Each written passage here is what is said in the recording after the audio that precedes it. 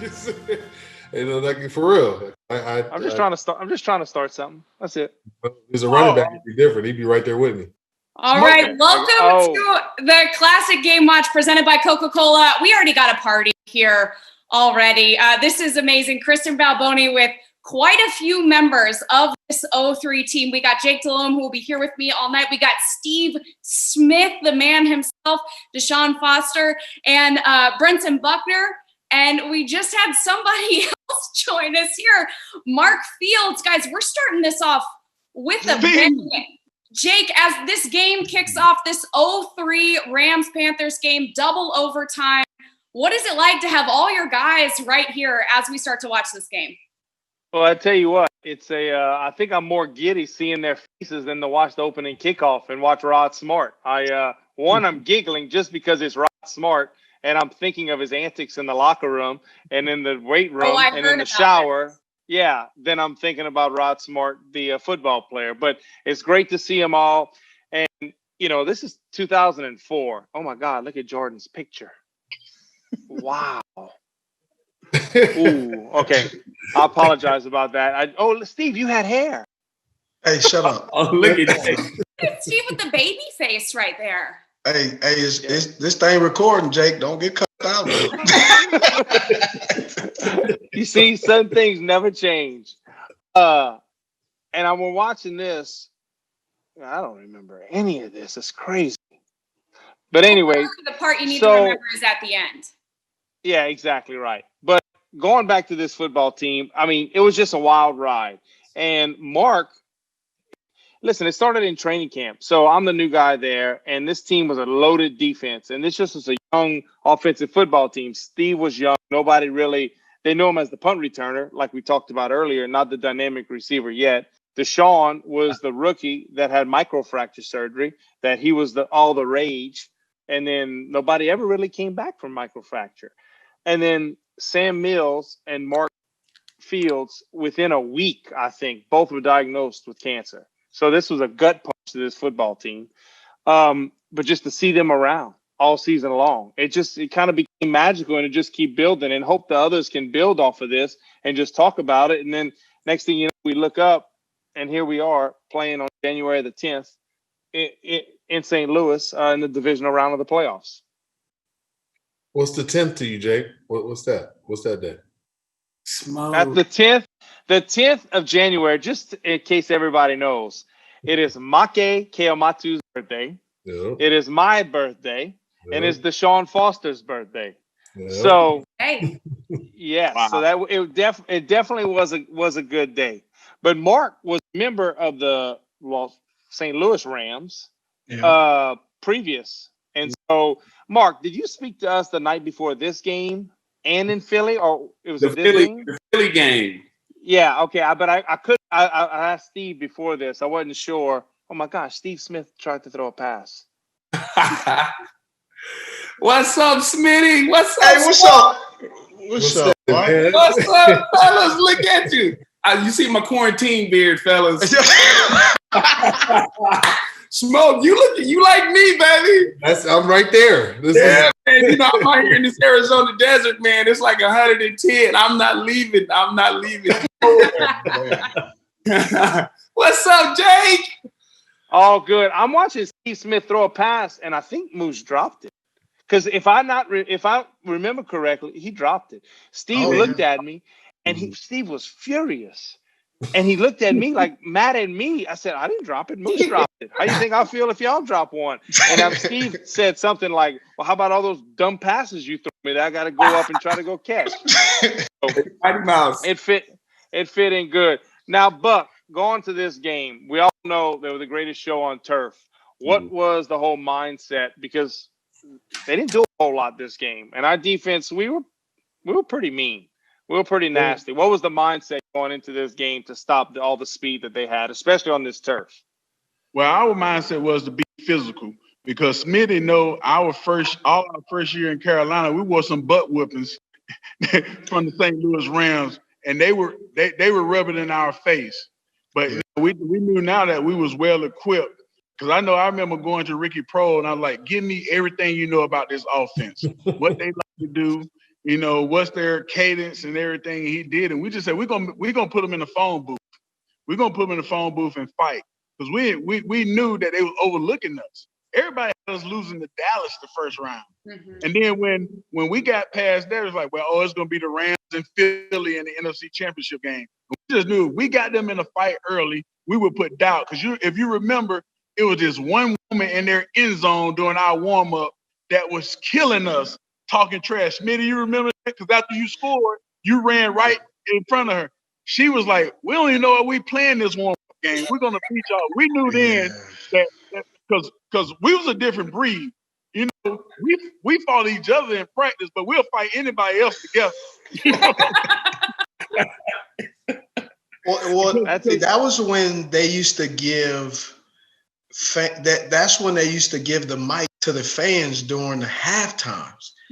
Before our game became so popular, and now we have TV timeouts, they would give the mic to the fans, and the fans would say things to the other team. And so they stopped doing that. But also, 2 years before that, before we got Deshaun, Fields was on the other team. It was me and Princeton. Jake was still in New Orleans. The last time we was in New Orleans, we had Todd Light as the quarterback, and we didn't score a point. And that's when we had Damian Craig went in, Todd Light went in, I think Chris Winkie went in, and that's when Carl Hankton. Yes, we didn't get past 50-yard line. Carl Hankton, so they had Marshall Faulk still on the team, and he gets a toss and goes like 75 yards, like on the third play of the game. Now I'm still a rookie, so I'm just playing special teams, and I look, and I caught myself cheering for Marshall Faulk. and Carl says, "Steve, sit your down. You playing against them." And because I was a fan, and I grew up in LA. Marshall was right down the street. So I'm like, go Marshall. And he was like, you getting paid to play against him. Oh, so we had been notorious for getting beat in St. Louis for a while. So it was good. And you got to keep in mind too, fellas, that if you really go back, no one really, St. Louis wasn't losing any games in that dome. Yeah. No, they were losing no games for like 2 years. And then if you recap a little bit to go back to this 2000 season, how this thing really kicked off, when our training camp, when Sam and I had that cancer spell, I don't know, it just set the team off on a different wave. Fee, I don't know if you remember this. I was getting scoped after we played the Giants. Yes, at the hospital. And I got a call from you. You like, hey, Buck, I'm in the hospital. So I'm like, well, what you getting scoped? You like, man, they said I got cancer. I said, stop playing with me. You like, no, they said I got cancer. But he like, don't worry. This is what you told me. Like, man, don't worry about me. I'm going to beat it. He like, man, you told me like, we got a special team, man. He like, I feel it. He like, I just been with the Rams coming off a Super Bowl. He like, we can be special because nobody's really talking about us. We just keep on doing what we need to do. And we have a very unique group of guys, man. I'm telling you, when you go back and look at that 203, and then when you see the transition, if you go back and watch the game, and you see when they put the call on Petey, and Foxy pulled him out of there, and you can see Smitty, he was sitting right there, right? And then Jake came running in the game. Smitty gave him a pound. You could see like, let's go get it. Let's play. We're going to keep this ball rolling. Very unique season, man. The thing that was with Jake is, because me and Ruck like to talk a bunch of trash crap. And it would drive Jake crazy. Who were the biggest trash talkers? But this is what bothered me about Buck. Most of them we used to do 2 minutes. We used to do 2 minutes on Friday. And that's the end of the week, and it was competition. And either I'm gonna be furious when I leave, I'm gonna be happy. And and they would stand there and they wouldn't rush. And he'd watch my eyes. And when I I'd go to throw. He'd jump up and he'd bat it down like a volleyball player. And it would drive me insane. It would drive me up a wall. Yeah. Oh, my gosh. Because me and Ruck used to say, like, hey, man, let's bet. Because y'all never counted sacks. So they used to mess us up. So me and Ruck, we would talk. He was like, man, Jake, man, he like, man, we going to follow him because he going to fight. He don't care who it is. He going to fight. And so we just had that thing that offense versus defense. We never wanted to lose versus each other. We would fight. But whenever we went to go play another team, it was like if somebody hit Jake or one of our guys, Pelt would say, y'all see that? We got to go make their offensive guy pay. So we just had that underlying togetherness that no matter who we played, we wouldn't be bullied because, like I said, me and Steve had lost 15 straight games our first year. And I was so happy we got people that said, all right, I want revenge. Yeah. I want to go. Y'all remember on that in the St. Louis game, that was a double overtime. We went double overtime in that game. That was we should have. We and listen, the first drive, Bulger's I think 4 for 4, and but we had this game won almost the whole game. It's just we started out a little slow, but it's like one thing after another, and then we're going to double overtime. That's why they call us what? The cardiac cat. Cardiac cat. Is that what exactly right. From the beginning of training camp with Sam, God rest his soul, Sam. And then, we got the cancer thing going. Then the whole keep pounding started. And then we get to this game in St. Louis, man, and we go double overtime. I mean, that was our motto. Mm-hmm. You guys got to remember when we got to the Super Bowl, after we beat Philadelphia, that game in the Super Bowl was back and forth. I mean, Smoke, you was balling. Yeah. You was balling. Your Superman eyes going to always go in history, Smitty was balling. Some of the catches that Moose made. Defense, Buck, you had the D-line fired up. You was like a coach on the field with the D-line. Well, look at them. You just saw that replay. They both hit Bulger. They don't score, and they both sitting up talking. Him and Rucker right next to each other, and they just talking the whole time. But who's the best trash talker on the team? You got to give it to the Mighty Mouse. Smitty. Smitty always had Smitty had that right there all day. But see, the difference with Smitty, he could back it up. Was your trash talking already fully developed at that point in your career? Who? Me? Yeah. Smitty? Well, see, here's the part that I don't get credit for. Stop it. Listen, started filming. So Deshaun later on. But it was Deshaun is from LA too, so he talks mess too. He just isn't as loud as me, right? But he talks mess. Right, because there are times when you talk about our DNA with the team, is when you go back and look, the DNA of our team is we were very comfortable with being uncomfortable. Like we did not allow the struggle of the game to make us give up. We actually embraced the struggle to where we were successful in not giving up. We knew that we were there. Like, have Stephen Davis pull his quad on a long run in Indianapolis Colts game. Right. And then Deshaun comes out there, right, from microfracture. He's coming out there, a young player who had a surgery early on, who they were trying to keep on a pitch count. And all of a sudden, we in a huddle, and I'm looking at Smoke, you good? And he looking at me, hey, what you talking about? You good? We about to run this ball, right? And I'm like, and he knows that's the worst thing you can say to me as a wide receiver. I want all the passes, right? But there was an honor amongst us that we did not want to fail each other, where I didn't like necessarily blocking on the run game because I wouldn't pass, but I'll get so upset that I will go maul my guy because the faster I can get them down the field, then me and Moose can start catching our passes. Right, so it all worked. We all worked for each other. No one kind of was lazy. Right. One thing you didn't realize on our defense, and Buck, you can attest to this. We were so comfortable. Where remember, we used to have that Joker package. Yes. You remember our Joker package? And I was the Joker. And every once in a while, I'd be like, Buck, just tell me what you feeling on the offensive line and smack your hip which way you want me to go. We had such flexibility on our defense that people didn't even understand. Some of the calls that the coach was calling, I think Turkovac was the DC then. DC, yes. Because Jack had went to Baltimore. We had so much flexibility, man. I'd be like, Buck, which way you want me to go? You'd be like, Fee, let's go to the right. He weak over there. And you would pull him. We would make plays like that, man. And y'all didn't even know we was doing that on defense. Man, it was so crazy. I was so comfortable. I look back and people say, well, your last 4 years of your career was your best. I played next to Pep, Mark Field, Chris Jenkins. Nobody's blocking me. Did nobody care who I was. And I was free as a bird. Me and Dan was free. But we were so comfortable. And to this day, I tell people, I was like, Deshaun Foster's first carry in the NFL was 73-yard touchdown. And he ran away from Darryl Green, who's stiff-armed. I was like, he was a rookie. First carry, 73 yards.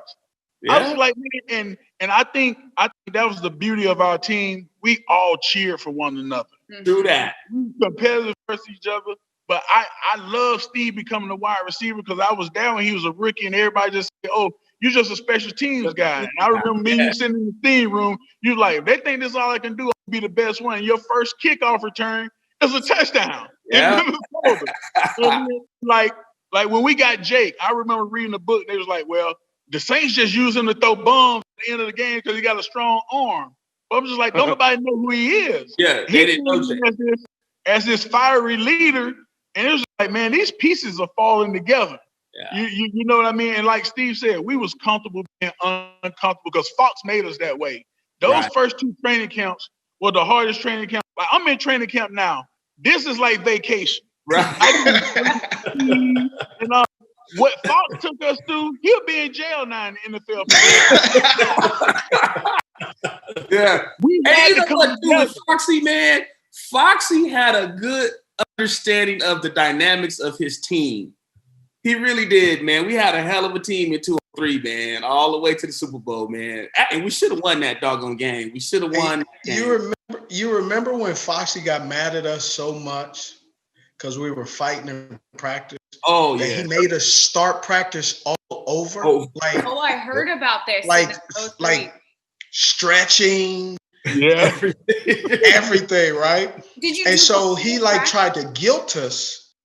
And so we ended up fighting again. And so he threw us out of practice. And this is when Foxy knew he was in trouble.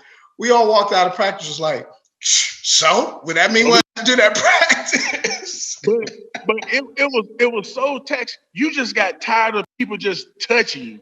I remember me and Chris Jenkins sitting in the huddle like, man, get together. We're about to fight each other. And we're on the same side of the ball. And it was fun because Jordan was a rookie. And I'd be like, don't touch me this play. Then Dunley would look at him like, you got to do your job. You was just miserable. But I honestly believe that brought us together because we knew in that training camp, I can count on this guy right here. Well, I remember in 203, Foxy sent me. Hold on, let me get this. Foxy sent me a big frame. They want to talk to you, Fee. They bugging. Foxy sent me this big frame, man, and I was trying to pull it down from my basement, but I couldn't do it. But he's got this big frame. And Bugner, is you on there? And you was talking to the media, and I never asked, but I wanted to know, how did the guys feel when Foxy had to announce all that in, I believe, was it training camp or was it when we got back about the whole cancer stuff with myself and Sam? That was at camp. It was at everybody was like, okay, now is there something in the water? What's going on? I mean, everybody was taken aback. And, I remember, I think it was Ryan Vermillion, our head trainer. Ryan knew, and I think Ryan knew early on, he kind of said, listen, Mark's going to be all right. He said, Sam, we need to enjoy him.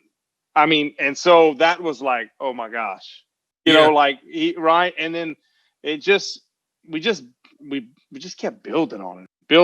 That's just who we were. The team was like that. Everybody respected everybody and got after everyone. Yeah. But, like, think of our special teams. Jared Cooper. I mean, he hate me. Yeah. Carl Hankton. Kip Yeah. Rasmussen. I mean, Kip Rasmussen was the last defensive lineman. He would try to break his teeth on the person in front of him running down on kickoffs. I mean, that's what this team was made of. Yeah, we had a good team. And y'all remember that Titans game early in the season? Yes. Nick They jumped Gomes. on us early. Like it was bad. Yes. Bad. That was the turning point. Like that was that. What happened, Deshaun, in that game? I just remember. I feel like they faked the punt. Like they might have scored on us early and then faked the punt or something and just got up. They kicked the ball 5-0. On sides or something happened. They kicked the ball short into the sun. Yeah. Exactly. And Brad Hoover couldn't see it. Yeah. Yeah, Brad still can't see. And Steve McNair was McNair and Javon Curse, Kevin Carter, that whole bunch. It was and then Foxy, we were 5-0. And so we're 5-1. And I remember the team meeting the next day. Everybody thinking, John's going to come in. Hey, we'll regroup. We're 5-1. You're sitting in a great position. He tore us a new one. I mean, he just ripped into us like you wouldn't believe. And we were like shocked. And so I'd never been on a team like this. And I remember looking, and Ricky Prohl was even floored. And here's a veteran. And Ricky was like, man, he's killing us. And Todd Sauerbrunn. And you remember when you walked in, who was our punter, when you walked into the locker room, there was a grease board on each side, and that was the special teams grease board in the notes. And he wrote panic button, and he drew a big red dot. I mean, but that's how this team was. We got behind chewed, it didn't matter, and John loved it. John walked in, and John saw that on the board, but he loved it. We were gritty. When we were in St. Louis, and you guys heard that call, and if I remember, what was X Clown? Right. Clown. So when you guys heard that call, did you feel confident, Smitty? When you heard that, Jake, what was you guys thinking? Well, the interesting part that a lot of people don't know, and Deshaun is going to start busting up as soon as I say it. Mm-hmm. We would get in the huddle, and Jake would be like, hey, we're going to run this play. Max 136, deep curl. Or Jake would say, hey, what route do you want? And I would look at Jake, and where I was sitting, Smoke was right there. And I would say, whatever pass you can throw today. Mm.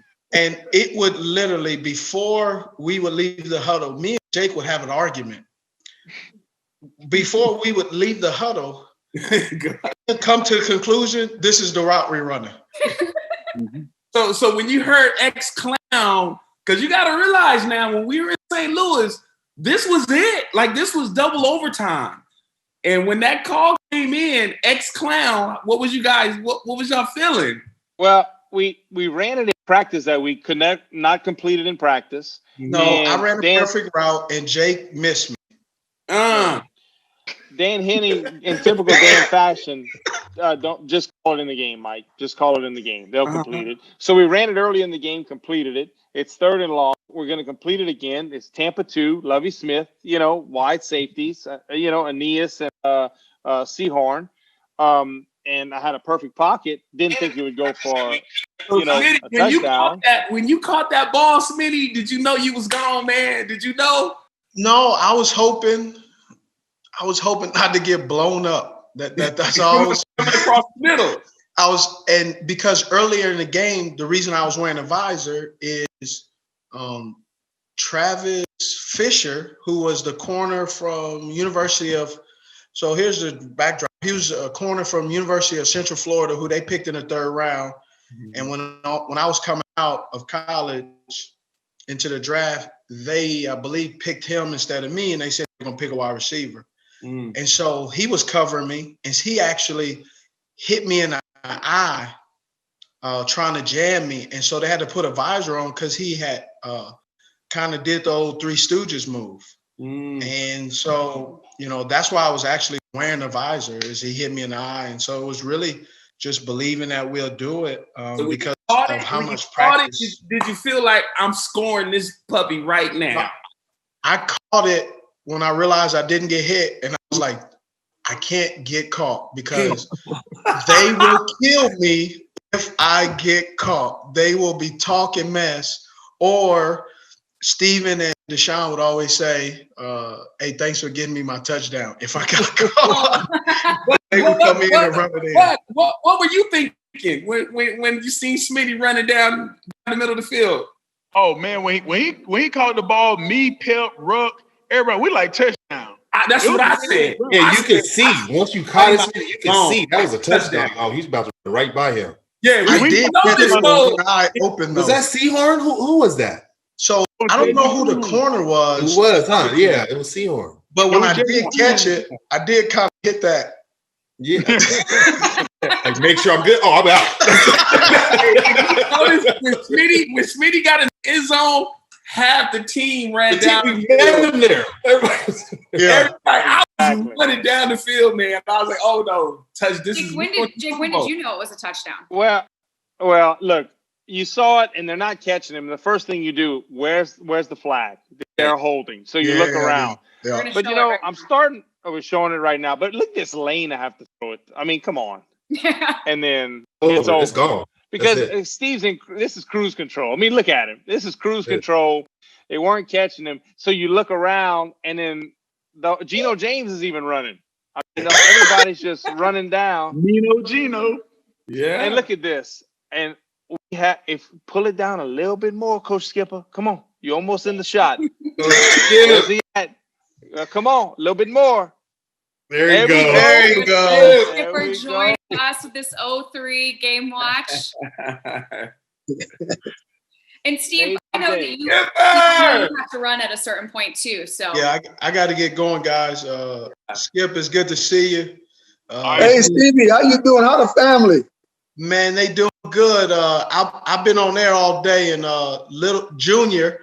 If you can't believe, there is another Steve in the world, and he is more savage than his daddy. He says, Daddy, we're eating s'mores. Hurry up. That's what he told me. That's dynamite right there. So, well, I appreciate it. All right, Smitty. Thank you so much for the time. Steve, no problem. Thanks very much. So, Skip. And guys, also, any of the rest of you, we will keep you as long as you want to stay. So you just let us know when you got to go. All right. Okay. So Skippy, we watching this game, the St. Louis game, and we're in the second quarter, and we kind of telling stories about that whole season and what kind of team we were. But I kind of forgot about this. I mean, they're up 6-0 in the second quarter. They don't lose at home, and our defense have stopped them inside the 10 twice. You forget about things like that. If they go up 14 on us, we might be in trouble. I mean, let's be honest. We might be in trouble in this game. So, hey, Jake, let's get it from Coach Skip. Skip, when you heard Clown called, what was your feeling of that play when we called that? When it's called, man, it's Stevie Smith, baby. We got it. You felt good about it? Yeah, that's going to Stevie Smith, man. Sure. I got a real bullet there, brother. Skip, how you enjoying retirement, man? Hey, I tell you what, it's a little different. I'm kind of getting used to it, you know. You got to know how to relax. Every minute you think you're supposed to only play so much golf. Yeah, you're right about that. You looking good, man. Looking real good, How you Coach. doing? I'm doing good, man. I'm good, man. You know, I got one up in Minnesota. My oldest left Clemson. He's up there with my head with the the head coach is Mike Zimmer. That's my college coach from Washington State, and then I got one up at Tennessee now. So they keeping me busy, man. All right, where you living now? I'm in Arizona. All right. I'm in Gilbert. You in Gilbert too, aren't you? No, You in Gilbert? I'm not too far from you. Hey, Coach, you in Gilbert? I'm in Chandler. So, Buck, Buck, you back? Are you back in Arizona now? Yeah, I'm in Chandler. I'm actually coaching for the Cardinals now. We're in training camp. All right. I can't keep up with everybody. Last I thought you was with the Raiders, and then was it Tampa? Yeah, John Gruden fired me. He said I did too good of a job, so he got rid of me. Hey guys, speaking of keeping up, we got Dante Wesley joining us too. Okay. How's it going? Oh my gosh! Look at this. We have Dante, and then we got Reggie Howard coming in just now. Reggie there Look at this. Reggie. This is a reunion. So, all right, if you can see the game that we're watching, Stephen Davis breaks a long run, and he breaks it and he pulls his quad. This is where he pulls his quad, and so he was our workhorse, and Deshaun was the home run hitter, and so Stephen pulls it. Skip had Stephen on a whole nother level that year, and exactly. How fast you got to be ready to pull your quad? We had a deadly 1-2 punch. Yeah. We had a deadly 1-2 punch. You just pick your poison, man. You want Stephen or you want Deshaun. Right. And I mean, it worked good. I mean, it was really something. It was. I mean, when he went out of there, it wasn't like, oh man, it's all over. Okay, let's go, Deshaun. You up, baby. Right. And then he did a good job managing us, though. He had a good feel of what's going on, who to keep in. Exactly. You worked in good harmony. The thing about it was you can go back to the Super Bowl. I'm just jumping the gun a little bit. And I know Deshaun was biting at the bit. Got to get in. I know. I just say we got to just get Stephen jump started so we can have you both going. Because if I pull him out now, you'll get going and he won't. Right. So it was good timing when we got it going right. And I'll tell you what, boy. And then the week after that, you want to talk about the greatest 2-yard run is in Philadelphia. Yeah. I mean, backfield, he broke 5 tackles. Oh, yeah. Deshaun, that was incredible. Man, just awesome. So he had a good 1-2 punch is what I was trying to get to. Yeah. Well, listen, y'all, my daughter, she's running track. So she's looking at me like, Dad, it's time. I got to get practice. Hey, listen, man, I want to just say this has been great seeing so many guys, man, from that team, man. Skip, I'll probably catch up with you in Arizona, man. I'm going to have to take you to lunch or something. Yeah, we got to do it. Yeah. But I know where you are now. I'll definitely catch up with you, man. I'll hear you out here in AZ. So we'll be on. Jake, man, good seeing you, buddy. Pete, good seeing you, man. We go back to New Orleans, man. Back to the New Orleans Saints. Absolutely right. Good seeing you. Appreciate you coming on tonight. All right, y'all, man. Be safe. Be safe. So we're gonna reset real quick. We're in the second quarter of the 2003 divisional round of the playoffs. We're down 6-0 against the St. Louis Cardinals, the greatest show on turf.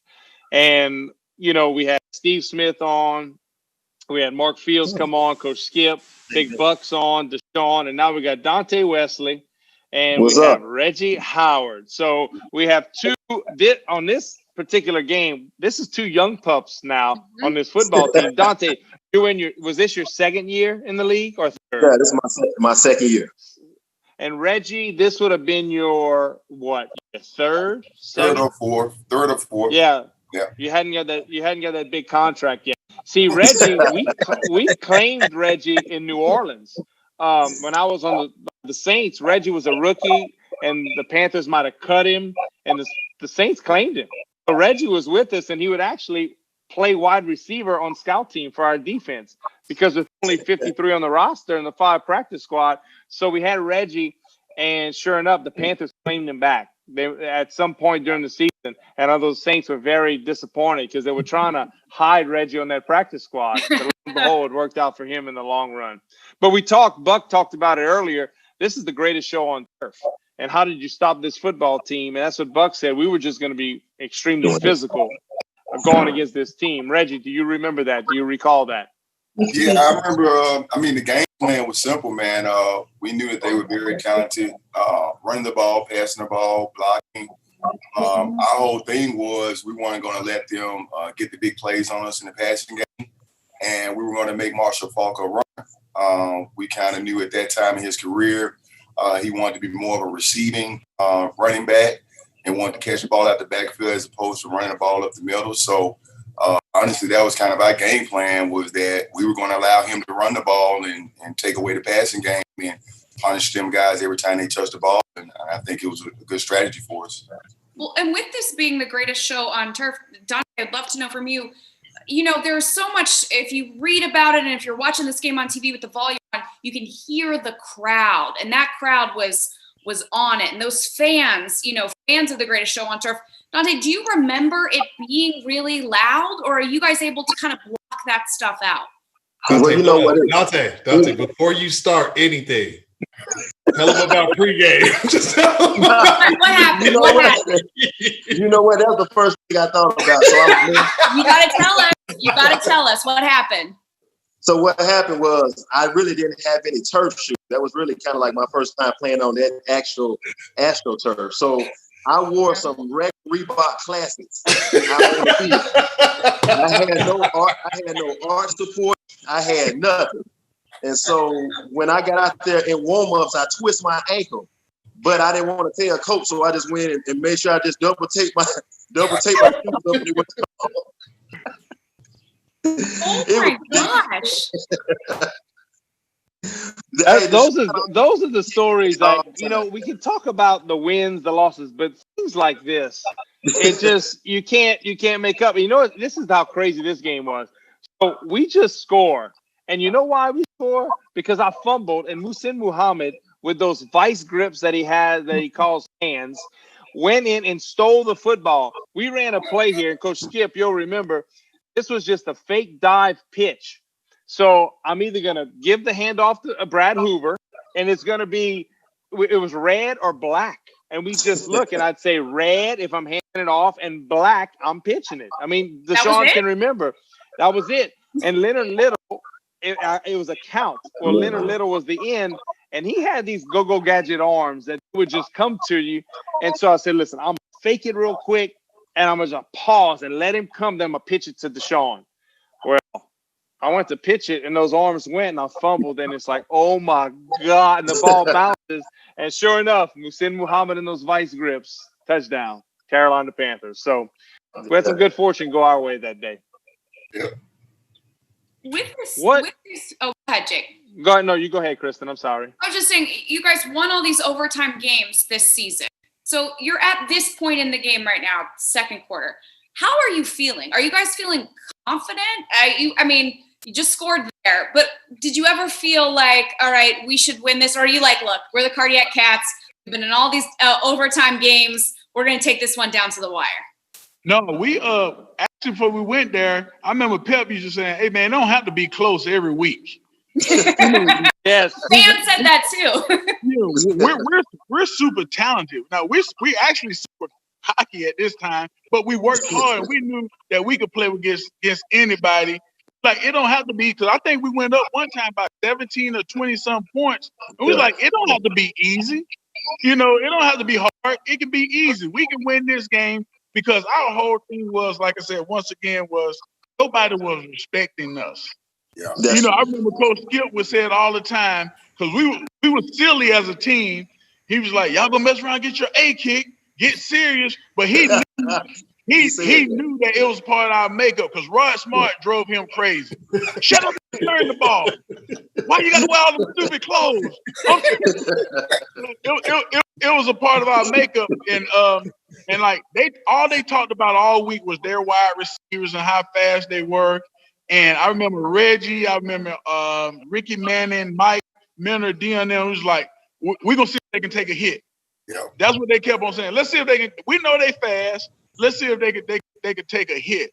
But we was quiet. We was super confident that we could play versus anybody. It just didn't matter, because we knew had nobody worked as hard as we did. Had nobody came as far as we did. And we was like that group of misfits that came together and it worked out. Everybody there was nothing to lose. There was nothing to lose. He's too old. This guy here, he shouldn't be in the league no more. But it all just perfectly fit together. It sure did. I think you're exactly. And I always go back to, we knew the defense was loaded. Everybody knew that. Yeah. And offensively, we were young. I was a first-year guy. I was young. Smitty was that rising star. Steven was considered washed up. He comes from Washington. And Deshaun's but our special teams was so mean and so fast. And then Dante, exactly. Think about it. Just think about who we had, and just the personalities on like Nick Goins. Nick Goins was a special teams demon, and then the following year he's a leading rusher. You know, exactly. I mean, those are the talented guys we had on that team. Jake, the thing was so crazy. Our special team was so good. We used to introduce them before home games. You know, because normally defense and offense fighting for who's gonna get introduced, and Fox said, "Oh, we introduced the special teams." Yeah, and then I knew they was crazy because Coop and he hate me. Yeah, they used to tape their wrists with duct tape, with electric black tape, no pre-wrap or no nothing. I'm just like, man, and they enjoy hitting people. Yeah,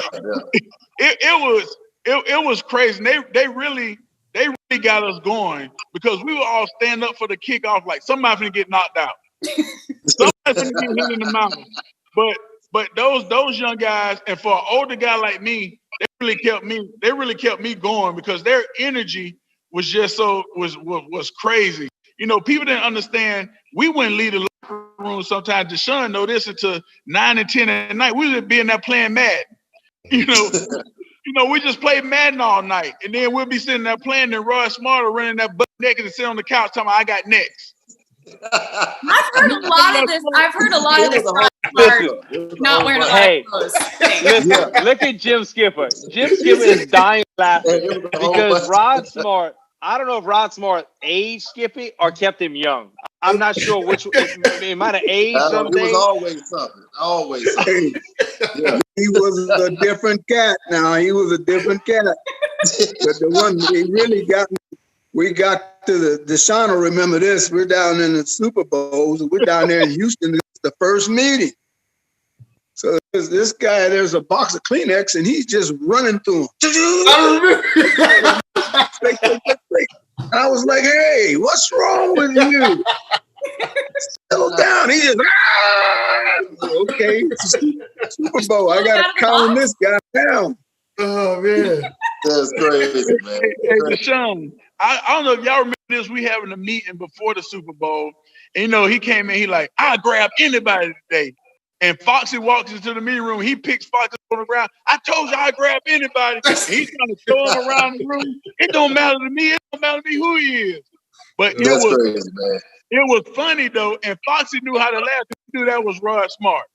Yeah, it was Rod Smart because the game that Jake came in versus Jacksonville that year, Rod Smart pretty much won that game by himself, returned the opening kickoff for the second half for a touchdown. You know, and he just changed the game. But, man, it was just great to be on that team with those guys, man. The Will Witherspoon, who was young. Dan Morgan was coming back. You know, he had injury. He was becoming the best. I think he still holds the record for the most tackles in the Super Bowl. You know, and we just, Dante Wesley was this, man, he was the biggest, fastest cornerback you ever seen. You know what I mean? Exactly. Look at his arms. He can only fit one arm in the picture. And Come then on, he had man. Come on, man. That's what got me. He got yellow eyes. This cat like a leopard or something, man. You're crazy, man.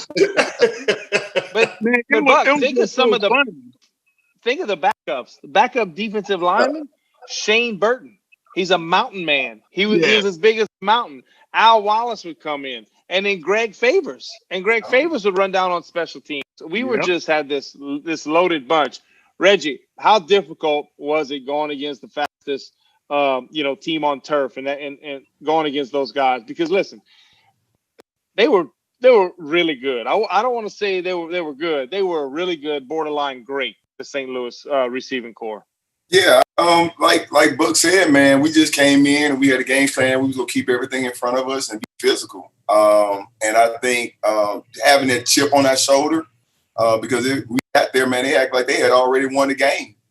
You know, they were talking about how they was already getting ready to go to the championship game, and you know, we were just something on the schedule, and we were just gonna lay down, and they had no idea that we just had something special with that team, man. It was like Buck talking about, man, in our locker room, you would never know, the way we were playing on the field, how we responded in our locker room. Like we were always laughing, having fun, having a good time, and when we went out there playing, we played hard for each other, and you could tell that chemistry and that camaraderie really translated to us playing as a unit. And I think that's what we were. We were a really, really good team because we had a good offense, a good defense, and we did a really good special team. So that always made us formidable. And the fact that The year before, we had lost a bunch of games close. So for us, once we figured out how to win those close games, I think that year when we came back, we had a lot of confidence that when the game was close, we knew that we were going to crack. And so I think that gave us a lot of confidence and gave us a competitive advantage because most teams would kind of feel the pressure. And I remember we never really felt pressure. We just kept playing. We would go keep playing until that clock hit 0, and we would go give you everything we got. So, yeah, it was a very, very strong offense because they had no weaknesses. But I think the fact that we kept everything in front of us, we were very physical, and quite frankly, we tried to make Marshall Faulk into a running back. Mm-hmm. I think those were the keys to us being victorious against those guys. Well, before anybody say anything, I got to go to practice. I got to go walk through this hot grease to get there because it's about 116 degrees. Yeah. Brent, thanks so much for coming tonight for the stories. We appreciate it. It means a lot. Man, if I ain't never told none of you guys, man, I just want to tell y'all this, man. I love playing with you guys.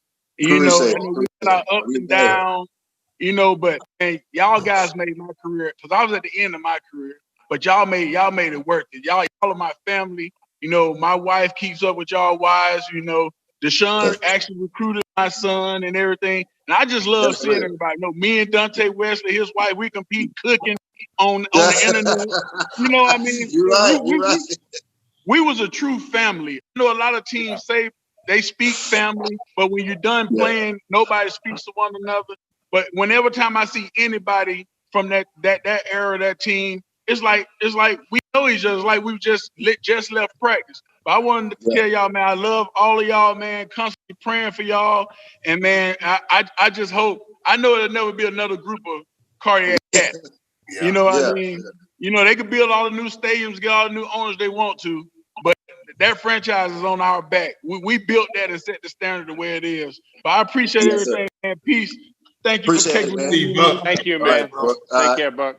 I think that so last Saturday night they replayed the 2015 NFC Championship game when the Panthers destroyed the Cardinals, and I hosted it, and you had so many of those players get up, and it's the same thing. We hosted it together. I'm sorry. It's like I hosted it. I was there too. No, for all 3 hours. No, but I'm gonna tell you why I said it that way.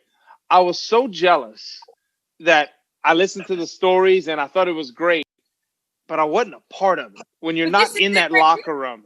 Yeah. And it's like I know what they're saying. I wasn't there, but I know what they're talking about.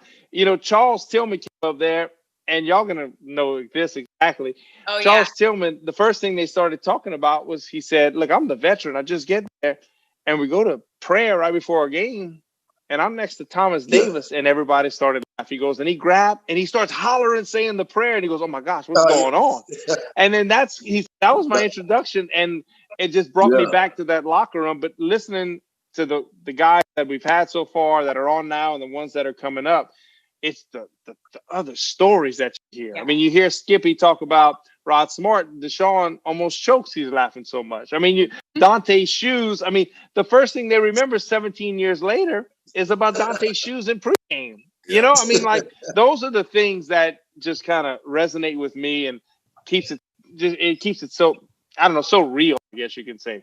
Well, and I think you can tell it because their teams aren't always like this. Just because you play with people for a year doesn't mean you have that chemistry. But last week we saw it with that 2015 team, and you can just tell it. Me, as someone who definitely wasn't there, I can see the love that you guys have for each other and how everyone wants to stay on, everyone wants to talk, to share those stories. And it's so cool for us as fans to get to hear all of it. But I have a question for Coach. All right. So, Coach, we've heard the players, and before you got on, we heard the players talk about the coaches and how Foxy started a practice over at training camp, and everybody was really mad about it. And we've heard all these crazy stories. What did this coaching staff think of this group of guys? Like, what were those meetings like where you talked about this group right here? Well, the one thing that we were lucky because we really had pretty good guys. We didn't have a rotten apple.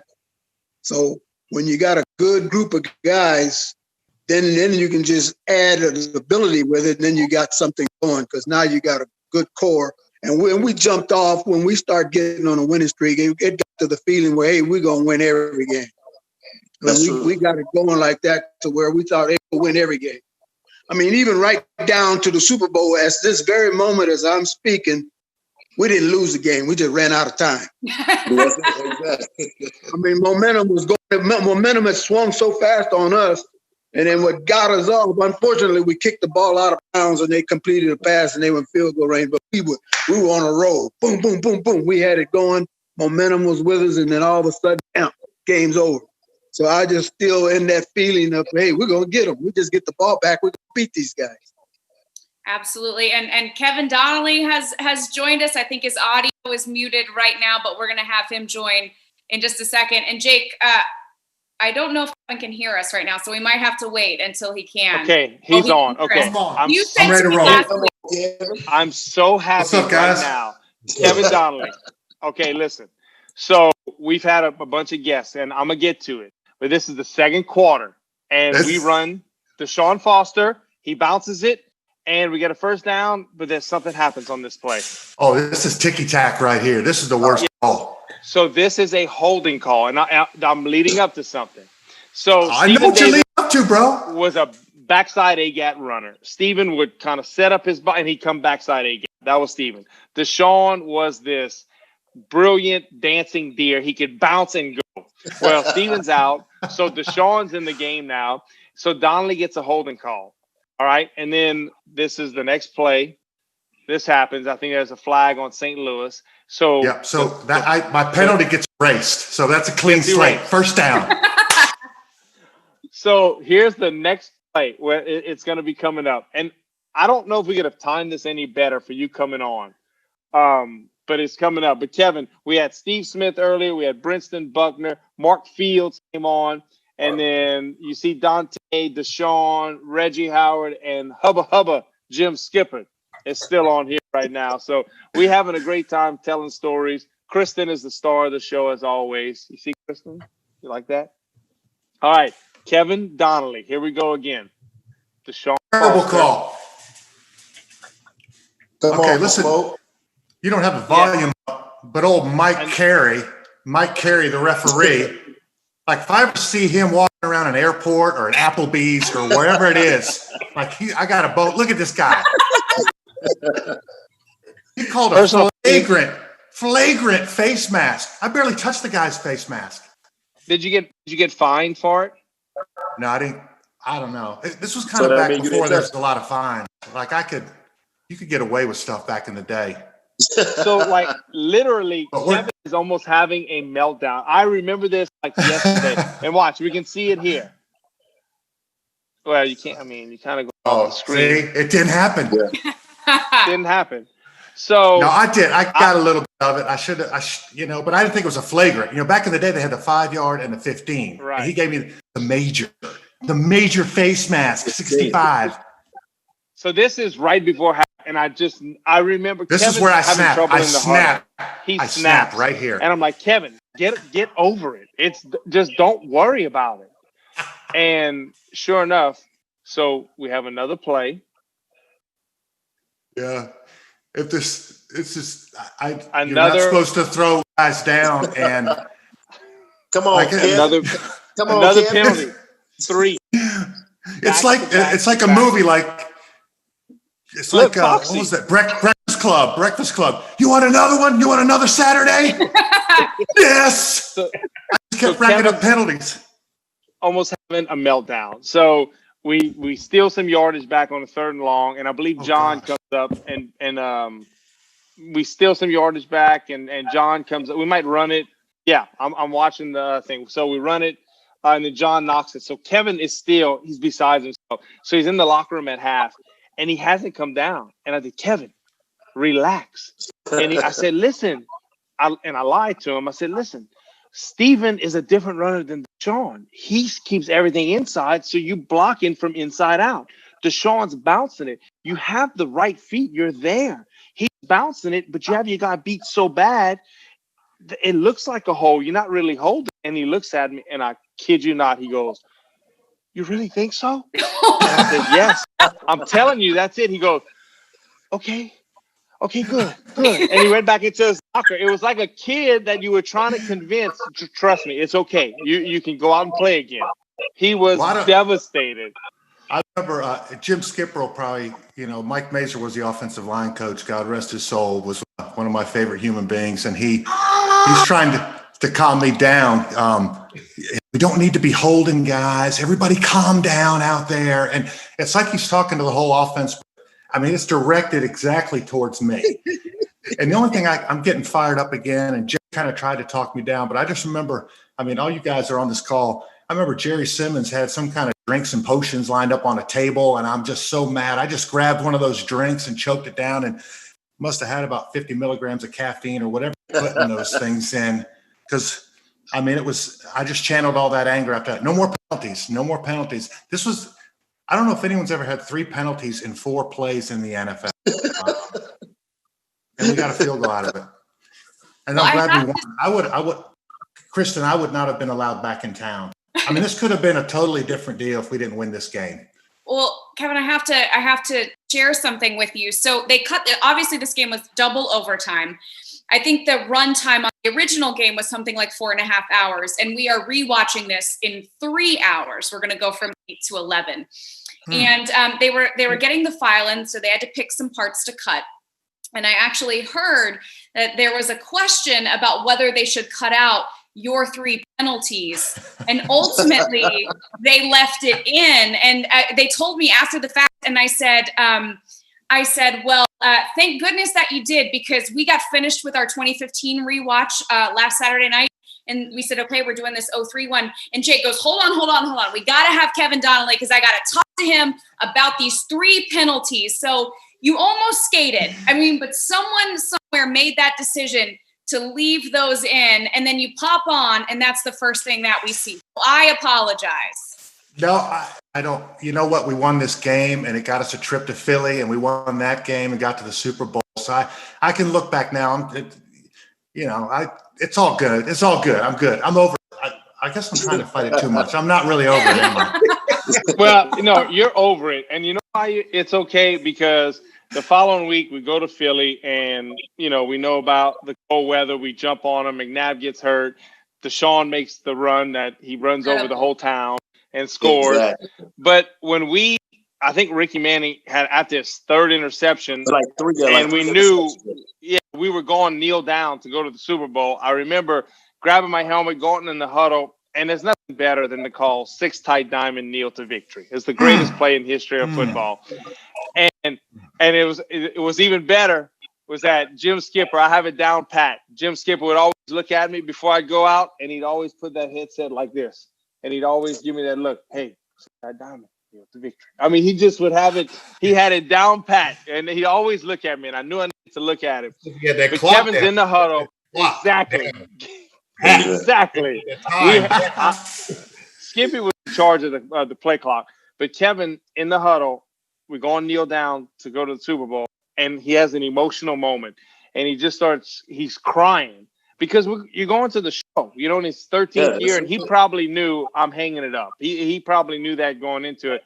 And I remember looking at him, and I was like, let it out, big boy. Just let it out. And so those are the things that you always remember. You're absolutely right. You played 13 years in the league, and I played on some really good teams. And Warren Moon was a quarterback, Dan Marino, Steve McNair, loaded with talent. And I just knew how hard it was, even with the best teams, how difficult it is to get to the Super Bowl. And just the fact that I was getting there with this team, and you guys probably have hinted at it, but just this team was made up of a lot of people that didn't give us a big shot at the beginning of the year. Yeah. And we came together as a team, and it was just special. And I know everybody was high-fiving.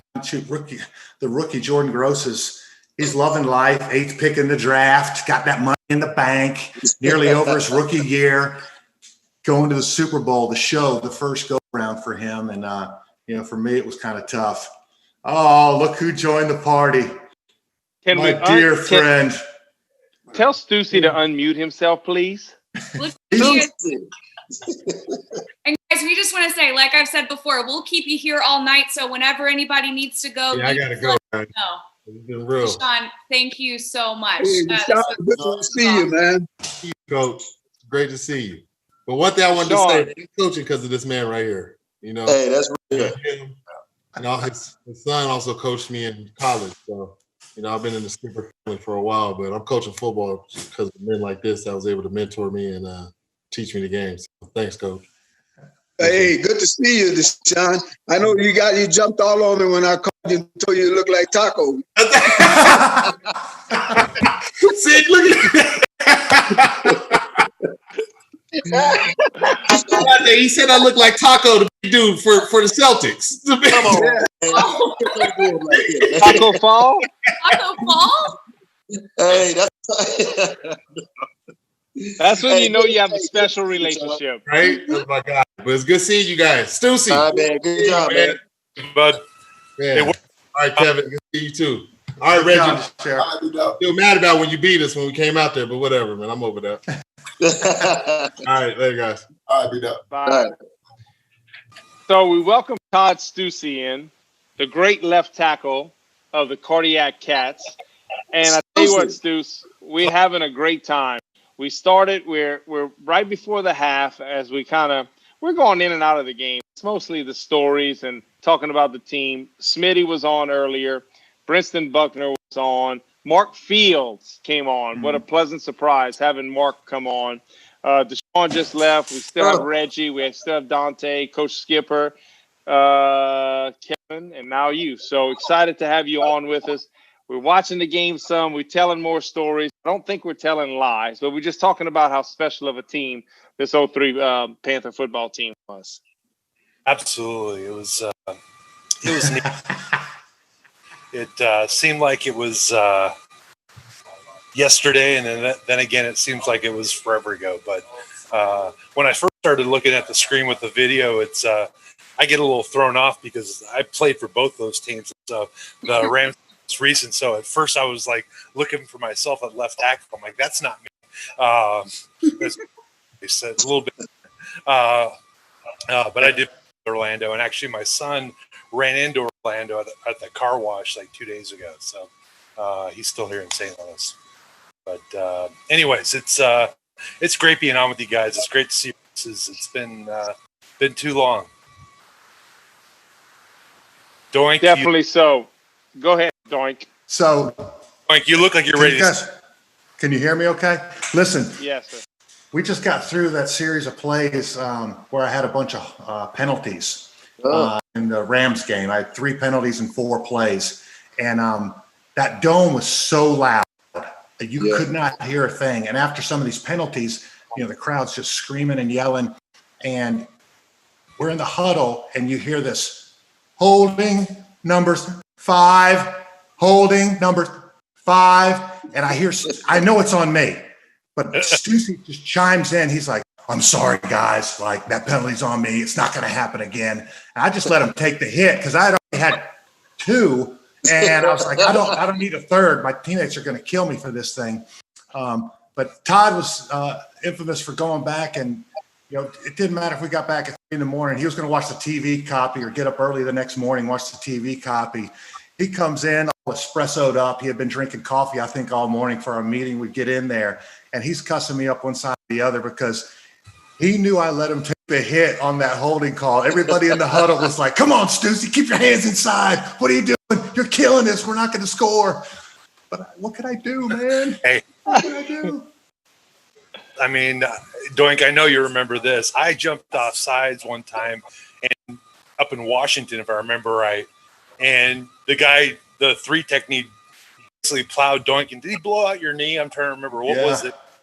So Big Daddy Dan Wilkinson blew out my ACL on a non-play. Here's the thing. I don't blame you, though, because I felt like I was about year 11 or 12. It was holding on by a thread anyway, that ACL. Like, it was just a matter of time. Oh, and man. That was the game, and Jim will remember this, when Biaka Batuka tore up his ankle real bad, and he was having a heck of a game. He had rushed over 100 yards, I think, in the first half. Shattered the ankle. Anyway, Todd, I tell you, what a great season we had. We had a lot of fun, and you were a big reason why. I think all these guys on this call, man, that end of the locker room, that was your baby. I mean, it was like you were an old man sitting on the front porch. Anybody that came by that way, you were giving them grief. Well, there's a lot of personalities in that locker room. I mean, from young to old, it was. But it was. I mean, no, it was a nice mix of young to old. It's. I heard you mention Jordan. I mean, he was the youngest old guy I've ever met in my life, or oldest young guy, I guess is the right way to put it. I mean, he seemed like he was a vet year one, just in terms of the way he carried himself, very mature, very kind of willing to kind of willing and eager to learn, I guess the way to put it. But he wasn't willing to get hazed at all, if you remember. Like, he put his foot down. I wanted a damn espresso maker. And the last thing Jordan felt like he was getting abused.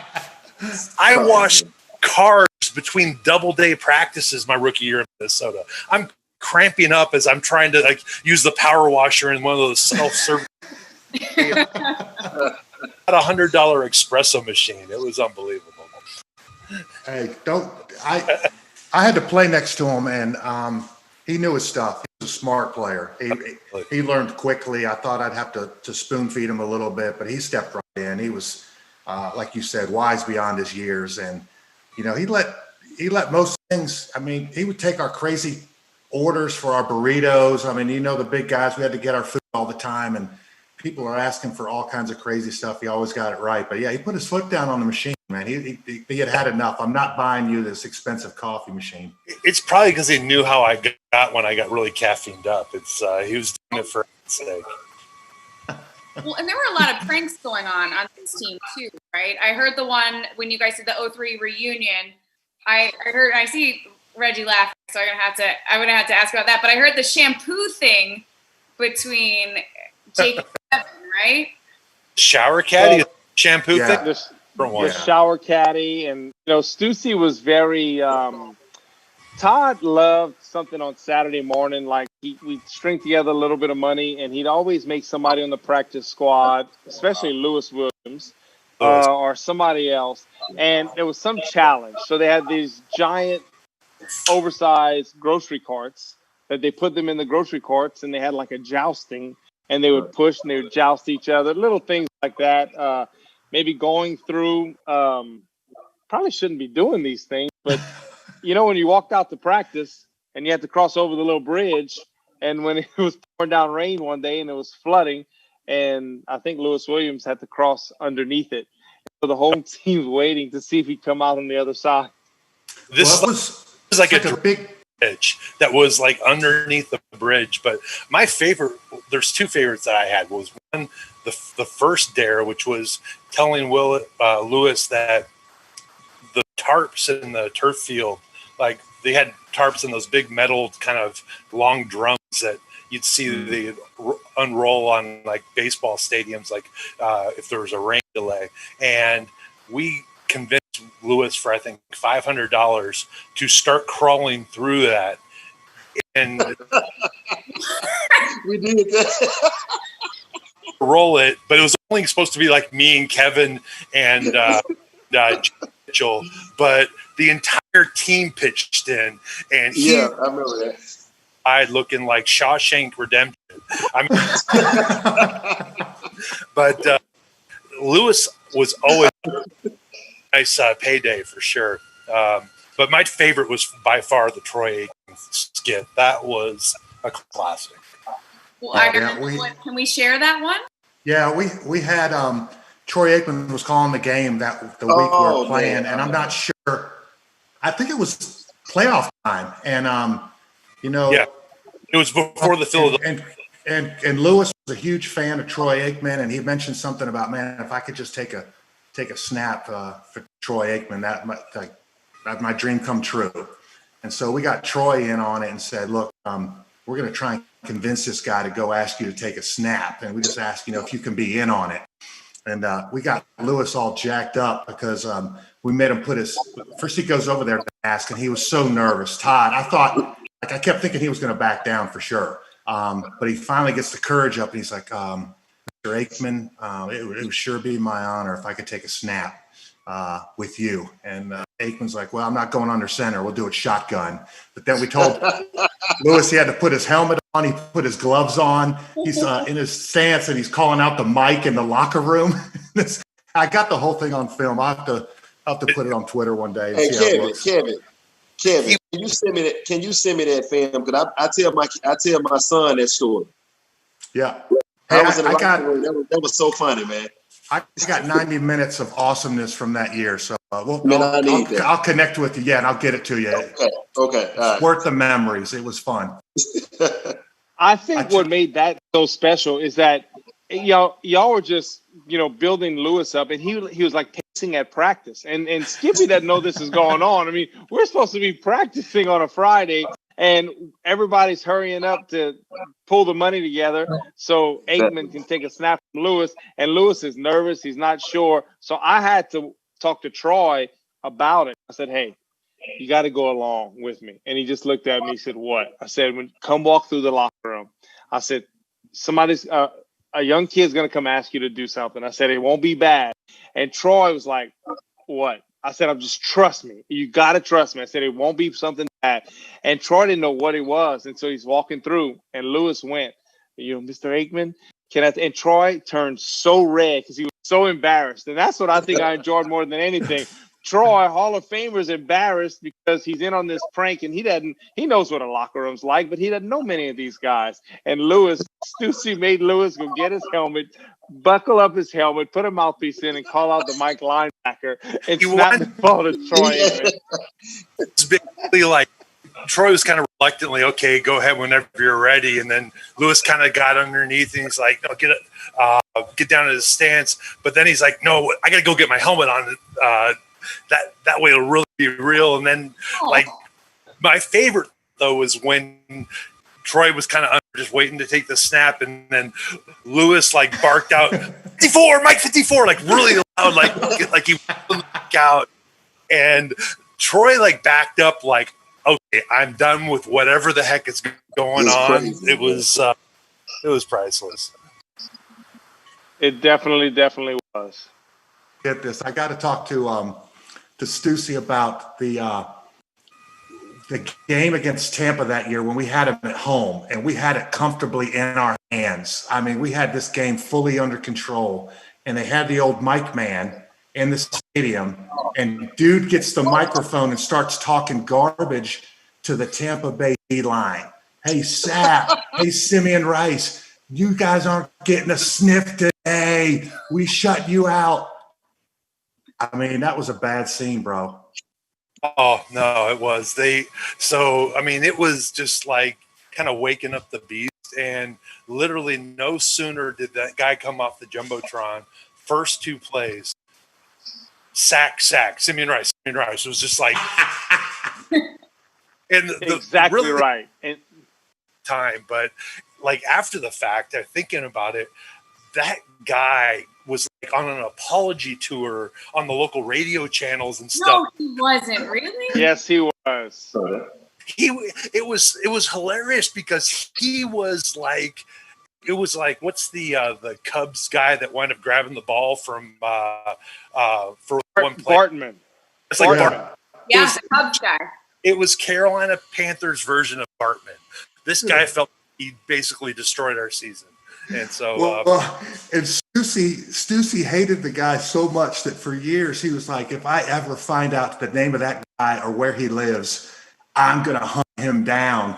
And it took about 10 years, but I was coaching at UNC Charlotte, and our kicker, I'm not going to say the name, he comes up to me and he's like, I got to introduce myself. I've been the biggest Panther fan all my life. And I just got to tell you right from the outset, my dad was the one in the crowd that took the microphone. Come on, man. That's crazy. I give Stussy credit because I said, I found your guy, bro. Here's his name and his address. I said, go get him. He's like, no, man, I'm over it. It's all good now. It's I'm not going to worry about it anymore. Dude, wait, that was the game. This guy comes up and tells you, and then you give it to Stussy. You're like, look, it took me a while, but here you go. Well, look, Stussy's my bro. We go back. And if he wants to kill the guy, like, I just wanted him to know that I was still thinking of him if he needed to get that out of his system. In the everyone knows how nice Kevin is, but all of us have seen Kevin's temper. You can push Kevin's buttons, and Kevin will explode like a volcano. So I think at that point in his life, he knew that he had settled down. If anyone has settled, if he settled down, he knew that I would be okay with this information. So the only time I exploded was Jake damaging my goods, messing with my stuff all the time. We've been all over that store. We don't have to rehash that at all. But that was after that same game, by the way. You were mad. I was in the bathroom breaking off hand towel dispensers and cussing, and we just won a game. Hall of Fame of the Panthers. Like, is there some sort of special bathroom section of the Hall of Fame that thing is up on the wall? Try to find the soap dispenser and put it in a special case. Your live soap dispenser that Kevin Donnelly broke off after a win. Well, it has to go next to the 5-gallon cooler of ice water that Delhomme would throw on everybody in the crapper. It just, we're just, some people were dehydrated. We did this show last week. You said you wanted to be a part of all the stories. You were jealous that you couldn't talk about all the stories with those guys. So now you got them here, and you don't want to talk about throwing water on people when they're in the bathroom. I got falsely accused of many, many things. I mean, it's just the way it is. I got falsely accused. I don't know why. And I'm trying to be serious and I'm trying to watch this game. And it's amazing to me how great our defense was playing because it's 13-12. St. Louis can't get in the end zone. Our defense is holding them to field goals. And then offensively, we got the one touchdown where Moose recovered the fumble. And then John Casey, 52-yarder. I think he made a 54-yarder or 45-yarder before the half. It's just our special teams were so good, and we hit that with Dante earlier. We just stayed. It was a battle, and it became. And Skippy could probably attest to this. It became a Panther game. It became muddy. It became dirty. It became just a gritty match, and that's who we were, and that's how we played our best football. And they were a pretty team. They were a finesse team, and it didn't fit with what they did, but it fit exactly into our DNA. Exactly. I mean, those guys were a powerful offensive team, but we didn't get enough credit for our personnel. Okay, because to be a real good winning football team, you got to have the 3 spots on offense, skill spots. You got to have a quarterback, you got to have receivers, you got to have runners. And we had all of that. Mm-hmm. Okay, so we could compete with those guys, but they were getting all the ink because they threw the ball almost every other down. But, I mean, we were right there with them. Absolutely. And I want to talk about the defense. Reggie, Dante, we touched on this a little bit earlier, but we didn't get into it. We talk about right now as we're going through training camp, of course, everyone is talking about CMC and just how incredible he is, how versatile he is. But, I mean, you guys were going up against Marshall Faulk. So how did that come together? What was the focus there for this game? Yeah, like I said, our whole thing was just like Chip talked about. They like to throw the ball. And at that stage of Marshall Faulk's career, he was just more of a receiver. He didn't really want to run the ball as much because, I mean, if they would have ran the ball, he was getting about, 10 yards a carry, every time he touched the ball as far as running. But we just stuck with our game plan, and it was kind of a bend but don't break type of concept where, once they got close to the red zone, we'll tighten up our coverage a little bit and force them to field goals like Jay talked about. So it was really it was more kind of containing them to take away their explosiveness because they wanted the big play all the time. So we just came into that game just trying to figure out a way to keep them from getting the big play. And we knew we kept them in front of us and we kept in them. They didn't want that type of game. And so that was kind of our MO. We had a powerful running game. We had a great quarterback and a great offensive line and some great receivers that could make plays for us. Defensively, all we had to do was just slow that offense down. And so that whole we worked on 10 personnel. So I was an extra defensive back that came in the game. So that allowed Reggie and Terry Cousin to play more of the inside receiver. So that really helped out. And that's kind of one of our preparation that we did have before that game. And so like Reggie said, Marshall Falk was considered a receiver. So he just pretty much went 10 personnel to add another DB on the field. And I was a dime back that came in doing that play. Yeah. I mean, because as a defense, that was just how we played. It was whatever your strength was, we're going to take away your strength. The problem with that team was they had weapons everywhere, you know. So that was the only thing that we could see was a weakness of the team was that, hey, we just can't see them running the ball, 20, 30, 40 times a game. That's just not who they are. So let's just play pass. Let's take away the pass, force them to run, force them to do something that they really don't want to do. And I'll be quite frank with you, probably if Mike March would have probably called more run plays, it probably would have been difficult for us to stop him because at the end of the day, we were playing the pass because that's what we were prepared for. And it's pretty ironic. I want to say in this third quarter, Bulger struggled passing the ball. I think he might have been 2 for 8. And this drive in particular, it's 3 pass plays in a row. It's a pass play, then they called another one. There's a false start, then another incomplete, and then there'll be another one before they punt. So he just never that was his DNA. He wanted to throw the football. But sometimes, run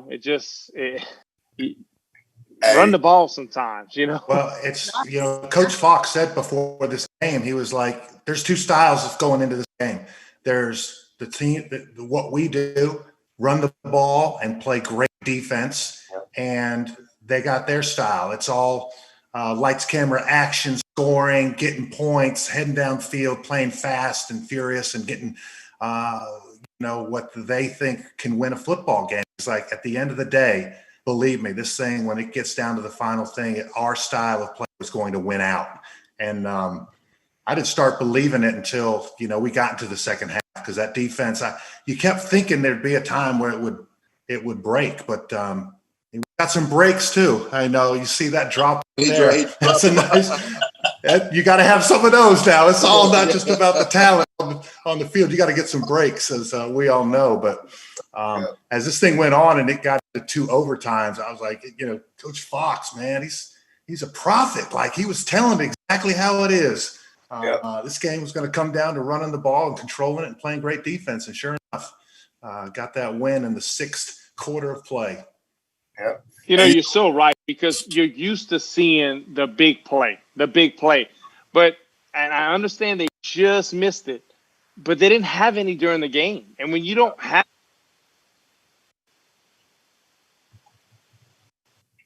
Am I the only one that can't hear Jake? Yeah, he went out. I'm sorry. Can you hear me now? I hear you now.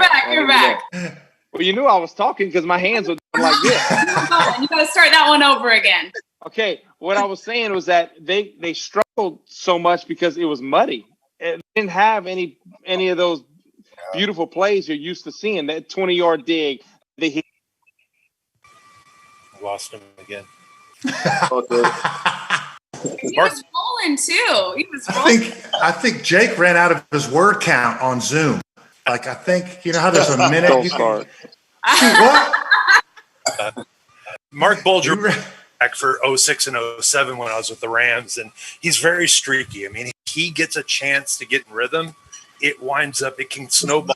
He starts to feel it. But when things are kind of choppy, when things like Jake said are muddy, it's kind of disjointing for him.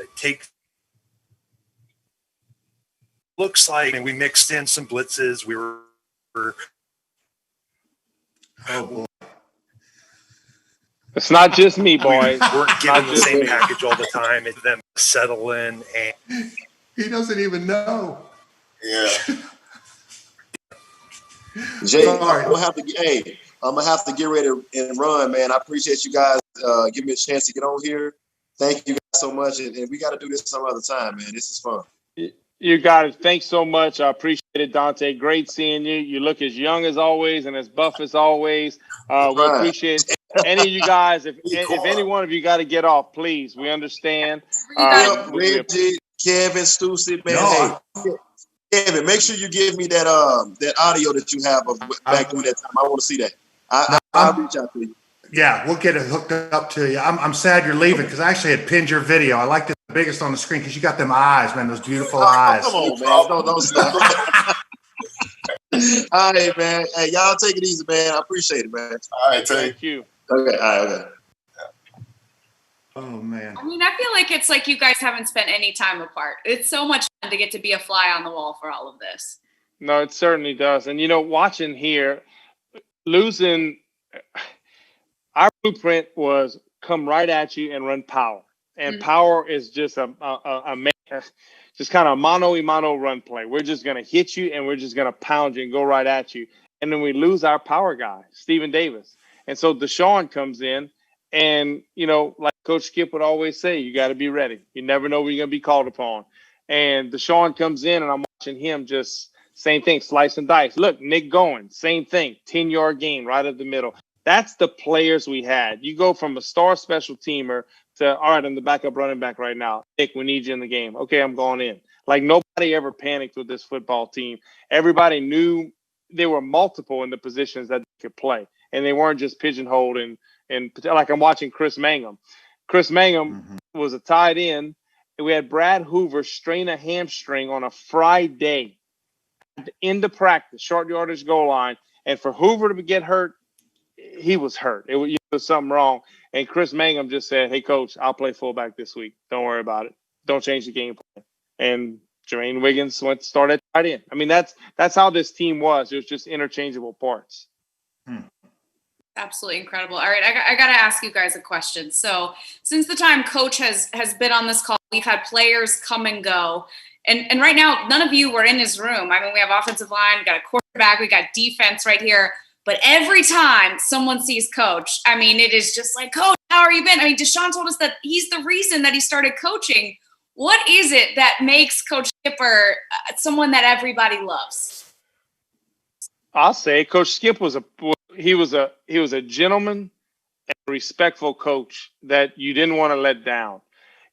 Skippy was always early to work. He was always early on the practice field. He was always dressed correct. He did everything right, and he was in charge of our time of possession. He was in charge of our before the half, if we take it down to 7 seconds or 2 seconds, 4-minute offense. He was that last one I'd always look at anytime I'd get a play, and he'd say, hey, follow the ball. Hey, remember, running back, stay in bound. He'd always make sure he'd give me those key coaching points. He was just so consistent in everything that he did, and everybody just loved Coach Skipper because he was a pro. A pro's pro is the greatest compliment I can give a pro football player. Well, he was the pro's pro of coaches. Jake, speaking of clock, see, we got a break in the Rams. Okay, when Ricky Manning picked that ball off, you remember that? Yes, sir. Okay, see, they should have been running the ball. But their style was to throw, and that gave us the opportunity to get a pick. Okay? And then I got a little Ricky Manning story. Oh, tell us. We're going to have him later. Okay, here's the deal with Ricky Manning. Okay. So now we're talking about the draft. So we're in these draft meetings. Okay. And then when it comes right down to problem guys with red flags, either there's an injury problem, you've got a background personality problem, then Mr. Richardson, you got to pass that through him. You got to get okay. Say, here's the situation on this guy. So anyway, Ricky Manning had got into a little off the field altercation there at UCLA. So this is draft day. So I was sitting in the kitchen there. Mr. Richardson walks in. He says, "You know something?" He says, on that Manning kid, I'm going on off your son's recommendation. See, my son was a running back coach at UCLA. And I already know, hey, is Ricky Manning a bad guy or this was just an incident that just happened? He says, well, he ain't a bad guy. And he recruited Ricky. Okay? So he tells me, he says, well, I'm going off your son. I said, well, if my son said he's like that, I'm sticking with him.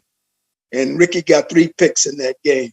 That's a little Ricky Manning story right there. Absolutely. And a huge one in this game too, which as you said, they sets up the greatest play in Panthers history. I think, voted on by the fans and all of us, ex-Clown. His postseason this year, this 2003-2004 season was just absolutely incredible. So I think we all gotta tip our hats to you and your son, Coach, for that. Well, then the next year we drafted Deshaun. he had a little issue too, and we went on the recommendation again. So there it is. You never know how things work out. But the situation in the Rams game, they were already in field goal position. They were right there.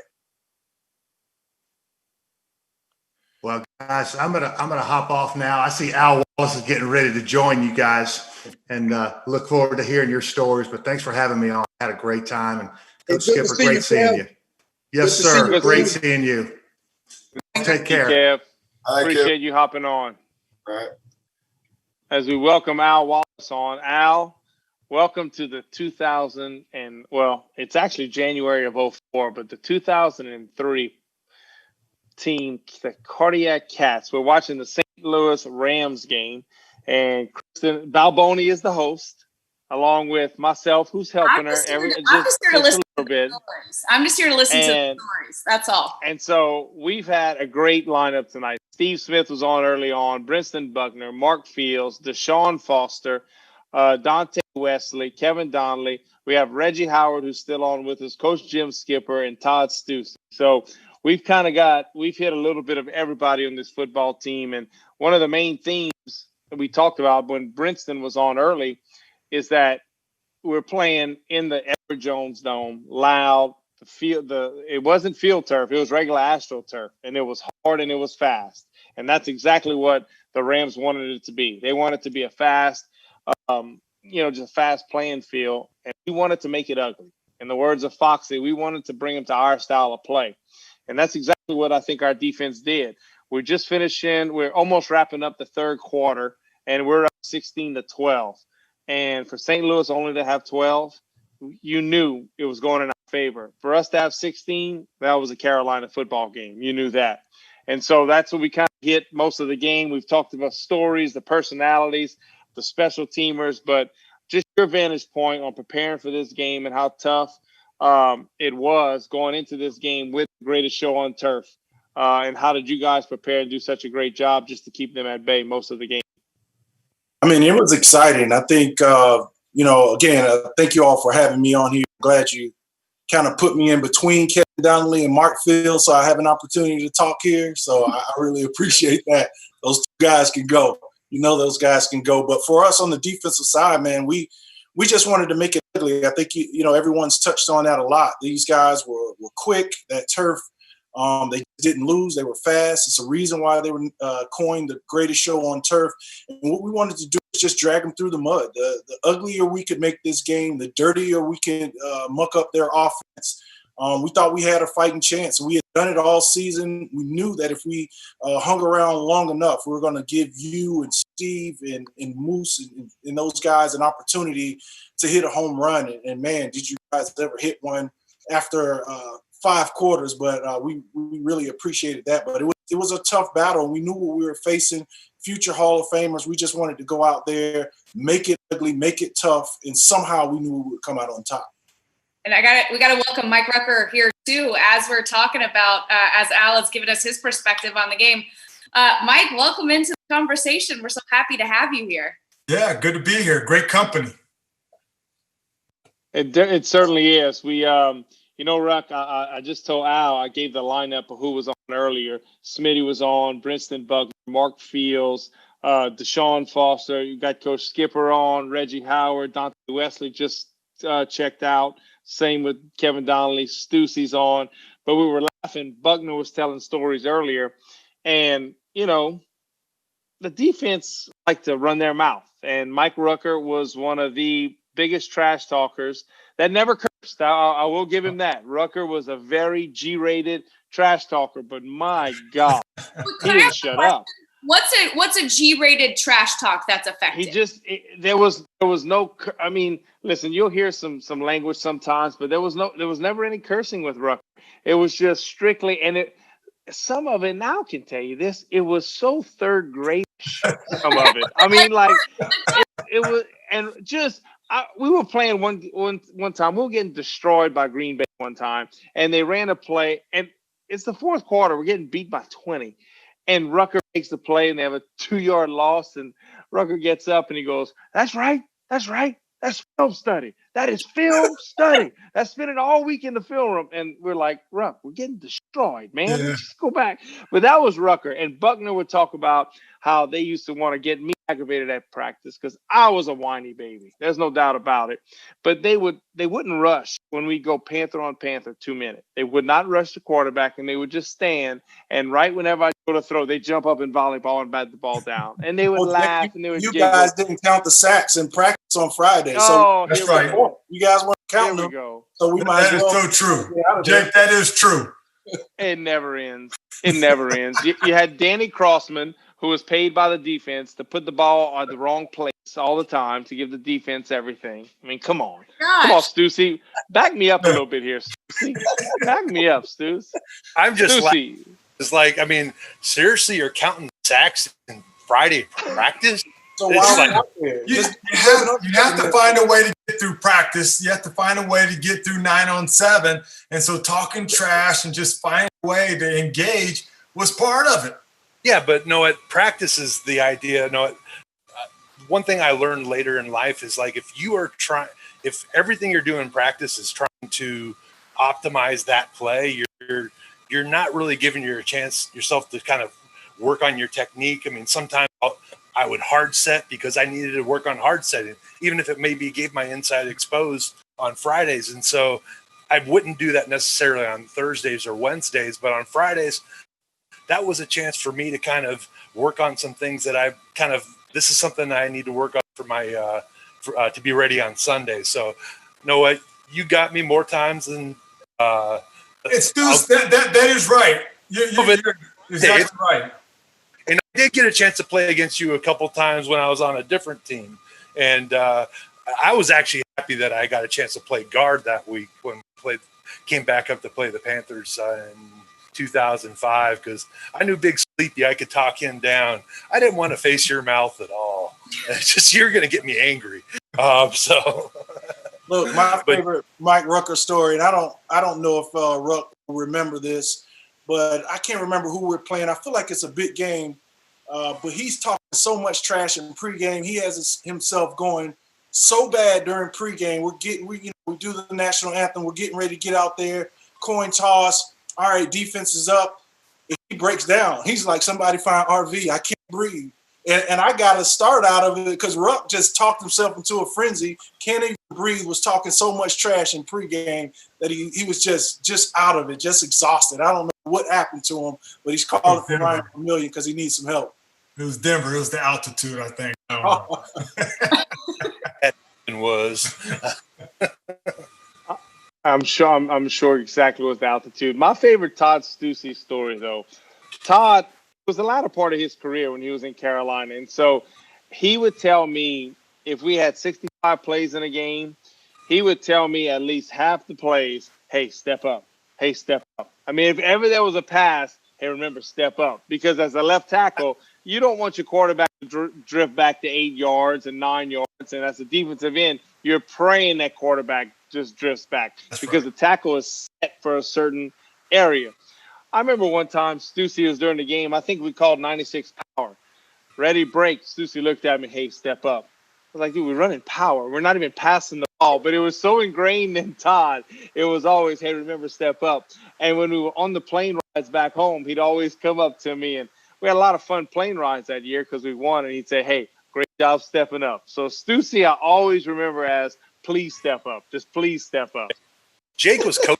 I had some quarterbacks back in the day. Randall Cunningham he would wind up setting 5, drifting 3, and every time he pumped, he would drop back another yard or 2. And Randall had this huge windup, so his arm would go back into the 3 yards. So if you're not running a guy 12 yards past the quarterback, 12 yards back the scrimmage, you might be in trouble. And so every quarterback's different. I felt like Jake was coachable. I could kind of give him a little chirp in and help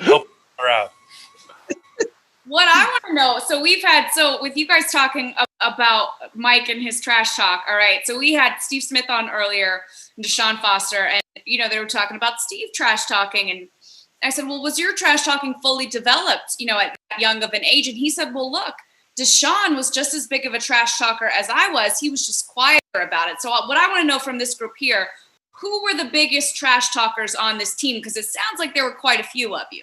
Like, who's number one? Mike Rucker was one of the ones. I mean, Al can tell you that. Who was number one on that list that you just did not want to hear from in practice? Like, because it was just a lot. Brent? I think Ruck was Steve Smith was situational. He had to get him going and, a rivalry he had. But Ruck was nonstop from the time we left the locker room to the time we went back in the locker room. But as far as a group, if we could have had that locker room mic'd up, my goodness. It was some personality. There's some personalities on that team, some big mouths, a lot of jokes, just a lot. We fought each other probably more than we competed against other teams. We pounded each other to death. I think that's the way John Fox set it up. That's the way we, learned how to compete. And with each other, and we're talking about those Fridays and being so competitive with those sacks. Well, you guys didn't know on the offense, we competed for every tackle, for every sack. We had a board in our room, especially in training camp, where those points would add up. And we would, back then it would be a brand new iPod when they first came out. But it was competitive. So we wanted every single sack. So when I was talking about, and Stu, you hit it on the head. Like, you might be working on something during the week, but on defense, we're trying to compete for that sack. Like, we were going 100 miles an hour. And Foxy designed that because you got to remember in 01, we were 1-15. So he wanted to see who was tough. So he wanted to set, and the coaching staff wanted to set the bar high. And the best way to do it is to compete. And I think a lot of guys stepped up to the plate and said, you know what, it doesn't matter if I'm a first rounder or if I'm a free agent, we're going to come in here, we're going to compete. And part of that was playing those individual games in practice that helped us get through today and to get through tomorrow. And it was one day at a time. And that game and competing is what helped. And so, it might be heat index 115. So trash talking might be fake, but it helped us get through, and it would spark somebody to get going, and then everybody would just feed off that person. Mike, I've said many times, false enthusiasm is better than no enthusiasm. That's right. So there's plenty of that. Frankly, I've never seen this any other team I played for, but it did set a tone. Like, remember when Foxy came in? I ran 2 40s, one at the NFL Combine in 1994, and then again for Fox later. And you know what? It was everyone's being evaluated, everyone's being looked at. We're scrutinizing you. Everyone's going to be kind of level set, where it's not what you did 10 years ago; it's what you're doing now. And you know what? I think that's effective. It's like as long as it's a level playing field, saying that, you'll be judged on your work on a daily basis is something that's a good environment for guys to get the most out of individuals. I think you're right. And I'm going to break in real here. So we scored on X Clown. We all know at the end of this game. This is the first time we ran it in the game right here on this play. And I actually completed it to Steve for a big first down. Never completed it in practice that week. And we completed it right there for a big first down because Steve and I just couldn't get on the same page. So that's something that we ran twice. Steve will come inside and he's going to try to widen the safety and then come underneath in front of his face. And Mike Jones, the backer, dropped back a good bit on that particular play. But yeah, that's the first time we completed it that game. What did that do for your confidence when they called it again in double overtime? Or did it matter? Could they have called it? And you said in practice, they said, "Don't worry, they'll get it in the game." We were so upset we were in double overtime. This game should have never went to overtime. It should have never went to double overtime. And we were frustrated, and it was loud. You can't use your snap count. Things that we thought maybe had a call or two go our way. And we just got to that point that, okay, enough's enough. Just let's go. Let's end this somehow, some way. We didn't think it would end on a long touchdown pass like that, but when you have a magical player like Steve, it just happens sometimes. And Stews, you talked about running the 40-yard dash, and Coach Skipper could probably echo this. John Fox told me the reason that he did that at the end of our strength and conditioning program every year, the testing, because he said, I know what guys can do. He said, I want to hear who complains. I want to hear who doesn't want to run it. I want to know who doesn't want to compete. He said, I don't like those. He goes, I don't want complainers. Because you remember that's how Foxy was. Don't tell me how rough the water is. I don't need to know. Get the boat to shore. And that was something I heard Foxy say one day. He didn't really care what the 40, the bench, or whatever it was. He said, I just want to see who complains about it. I thought that was pretty good on his part. Yeah, Foxy's saying was, hey, this is a tough game for tough people. You're exactly right, Coach. We're laughing. Jordan Gross and I do a podcast every week, and Jordan is coaching high school football right now, and their first game is next week. And he said, I used to think some of the things Coach Fox would say was so stupid. He said, I'm coaching these kids right now. I am saying the exact things word for word that Coach Fox told us.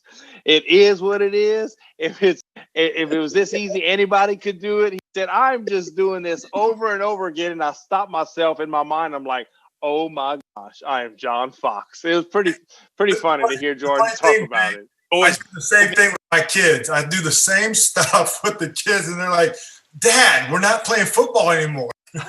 What were the sayings? You just said it is what it is. If it was easy, anybody could do it. What else? Get ready. It's a tough game for tough people. Passed in the hallway, and it would be like a hand grenade he'd throw out, just like he wouldn't break stride, just say, don't be afraid to be great. That's right. Like, okay, Coach, thanks. I was afraid before, but no, I'm no longer. Just kind of that was an odd bird. Other ones I didn't mind. That one kind of just was kind of awkward. I don't know really how to respond to that. Well, the one I remember was like Mike talked about. We had came off a 1-15 season, and he came in and he challenged a lot of guys that we were going to grind and work harder than anybody had ever worked. And I remember him always saying that those that would remain would be champions. And it was like, you knew you had to go through that whole mindset where you were going to do whatever it took to not lose like that again, because going through a 1-15 season, man, nobody want to go through that, And so we came in with that hard, workman type mindset. And his big thing was he loved smart and tough players. And that's what we were. We were smart. We played the game the right way as far as playing situational football. And we were tough. We was going to get you in the mouth. And it was funny because I remember one game we was playing Detroit Lions. And Isaac Akeem, the little receiver, the really talented slot receiver, he came out before the game. And he said, man, look, don't hit me that hard. I don't want it that bad. I'm not even going to try to catch the ball. Because, we had guys like Mike Marin there that had come through and knock them out. He was knocking people out coming across the middle. So it was just funny because that intimidation factor and that toughness, it did translate because we had, some guys that didn't want to come across that middle or guys that didn't want to catch that fade on the sideline because they might not wake up, So that's what I remember about him, man. Coach Fox was somebody that was very inspirational for me, and he's really helped me as I've kind of gone down this journey of coaching, and I consult with him all the time, and he's always, giving me good advice as far as what moves to make. And it's funny how I'm using a lot of stuff that he said to us in the coaching now and how it translates, because he was real big on copying a lot of stuff from John Wooden, the basketball coach out of UCLA, and using that pyramid scheme. I use a lot of that same stuff to this day, and it works, man. You just get smart, tough kids that you can depend on, and a lot of times you can beat out some guys that are really, really talented because they don't maximize it. And you mentioned, I think season was, a lot of guys on the phone call here. I don't know, Jake, you weren't on that team, but I know Mike was there. It was going from 1-15 to the season we had. It's kind of more meaningful to go that full journey, but I think it also we knew that we could trust certain guys. We pointed out Nick Goings earlier in the film, Jake, you did. Nick, on the opening game, we beat Minnesota up in Minnesota. Nick Goings rushed the ball because Biaka Patuka was hurt coming into that game. He rushed the ball 37 times for like $150. And we knew Nick could do it if it was given an opportunity. Other guys were supremely talented, but Nick was gritty. Nick could carry the rock. And so, comes full circle. We needed Nick in a pinch, in a tough game, but everyone had confidence in that huddle that Nick could do it because we've seen it happen before, and we've seen him do it in previous seasons, and that kind of having those years together and kind of the trust that builds from that, I think is really important. Yeah, I as we were talking, we were listening. We just went on a drive offensively, and we were able to go on a nice drive and score. And Steve Smith, who we had to tape something earlier because he's on the air with NFL Network later tonight. So we taped it earlier, and Steve got poked in the eye during the course of this game, and we just saw that. But Brad Hoover scores on a 7-yard touchdown the play after.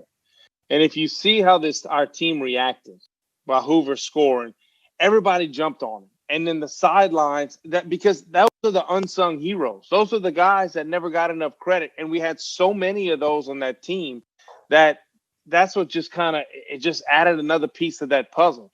And that was that was something that was so special about that football team. Well, I think everybody, all of us, you talk about the backups, and I was one of those guys. The special teamers, we talked a lot about those guys, and Rod Smart and Jared Cooper and so many other guys, Shane Burton. I think that's built in Spartanburg. What we did under Coach Fox in Spartanburg, it built that trust that if, here comes number 96 coming off the sideline for a guy like Julius Peppers, maybe nobody bats an eye because you've proved yourself. You've proved yourself there in training camp through that gauntlet that we had to go through in 02 and 03. And then production. If you can get out there and there's no drop-off in production, I think guys feel good about it. And doing that, we were able to rotate in myself and Burton on that defense, Kendall Moorhead. We saw Dante Wesley and so many more guys. That kept us fresh. That kept that rotation, hungry. We're able to go in there in that competition. So John Fox had a plan. I know we've all talked about it, but I think his plan just worked to perfection. The way he designed it for us to just come out of that thing so tough in September and get the season started. I mean, we didn't like it, man. It was hot and it was hard, but we start to see it, producing some fruit down in December and January. That training camp seems legendary from everything that you guys have talked about, and then on the 03 reunion that some of you did. But it just seems like that was really where everything started. And the competition that it fostered and those hard days, as you said, Al, but it seems like that was where everyone can agree that is where the chemistry, the toughness from this team was built. It was, no doubt. I think when you talk about just the pure heat, and he would talk about it, and he would prep it, he would tell us, it's going to be a hot day. It's going to be a barn burner. But again, going back to like Reggie said, he wanted smart, tough guys, and that was part of the formula if we were going to get to where we wanted to get to. And so we're going to compete. It's going to be hot, but he would say it's hot everywhere else. And when we're going to play a team, if we got to go down to Florida and play, it's going to be hot. No one's going to come save us. That's what he would say. No one's going to come save you, right? So we got to save ourselves. So he was prepping us. I think, Skip and Reggie, you guys know because you guys are in the coaching world. But a lot of times teams will try to put like all these all-star people together, and you say, well, why didn't that team work? And I think when you look at this team, it was organic. You might have had a superstar here, but you might have had a no-name guy right here. They might be side by side, and they're going to treat each other the same. This guy's not going to treat him like he's a Hall of Famer, and this guy's not going to treat him like he's a scrub. Everybody was equal. And I think that was the DNA that was a winning formula for us that gave us the opportunity to win. When you look at this season here, I believe this game is our 5th overtime game that year, right? I mean, you played 5 overtime games in 1 year. Like, there's a mental aspect to trying to find a way to win. not only physically, but mentally, how do you stay in the game? And all that started down in Spartanburg. Hey, Jake, remember in Spartanburg how many times we would wind up, there's the storm warning, we'd have like the buzzers like was beeping, and you'd have the trainers basically warning Coach Fox, hey, we know what, we need to get off the field and stuff. And we'd get one more play, and all of a sudden Fox would like call everyone off, and we'd be running for because literally like it's crackling in the background, and we get in and like a lightning bolt would practically hit the field after we got off. And meanwhile, all these people are sitting up in the bleachers, the metal bleachers, like, wait, should we leave too? Where should we go? And it's like they're kind of like taking the cue off of us, but we got off the field in about 30 seconds, and they're like, I got to get my cooler where I go. And it's like, I'm surprised no one was killed from that, but we made the most of every practice. That's for sure. No, we definitely did. It was and I do remember because that was my first camp, and I thought it was extremely tough. We had live goal line, and they said, you should have been here Foxy's last year, because he was setting the tone. He said it was live all the time. He said walkthrough was live almost. So he wanted smart and tough, and he wanted gritty, and that's exactly what this team was. This is a disappointing thing to me. We're up 23-12, and this crowd is really starting they're dying down, and we intercept Balcher right away, and then we get nothing from it. I get sacked here, unfortunately, because they tried to come back. I mean, this was a heck of a football team. They weren't just going to lay down. They tried to come back, and I believe we come up with John right here on a field goal. And refresh my memory. Do we make one and there's a timeout called because they think the play clock's running down? Is that what happened? We got penalized. Penalized. That's what it was. So he made it, and we had a penalty, and we had to back it up. And delayed the game.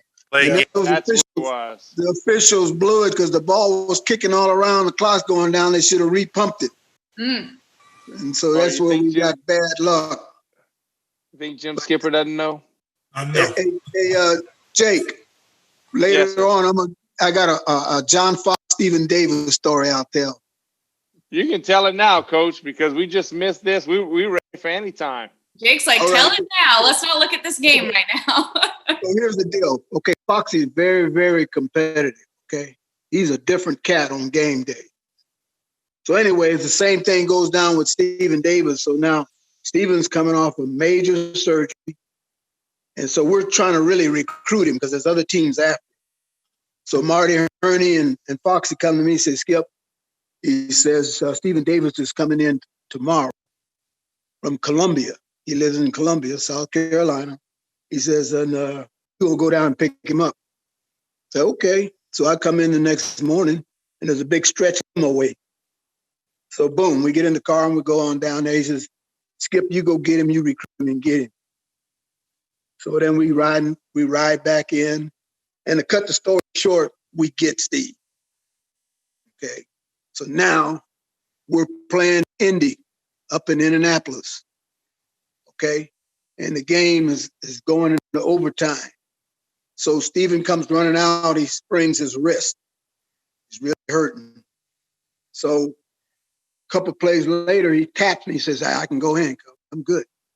So then I asked Foxy, because he was standing next to him, said, should we put him in? Say, he's ready to go. Let him go, Coach. So all right, get in. And then Steven fumbled the ball. As soon as he fumbled the ball, Foxy said, that was dumb, stupid. I said, yeah, you're right, Coach. That was dumb. Real dumb. So Steve comes running out.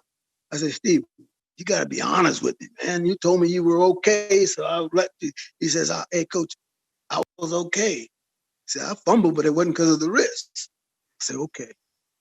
So we're going on, and Foxy's fuming. I don't want him in no more. So Steven poked me on the side. So I said, all right, get in. I ran him in anyway.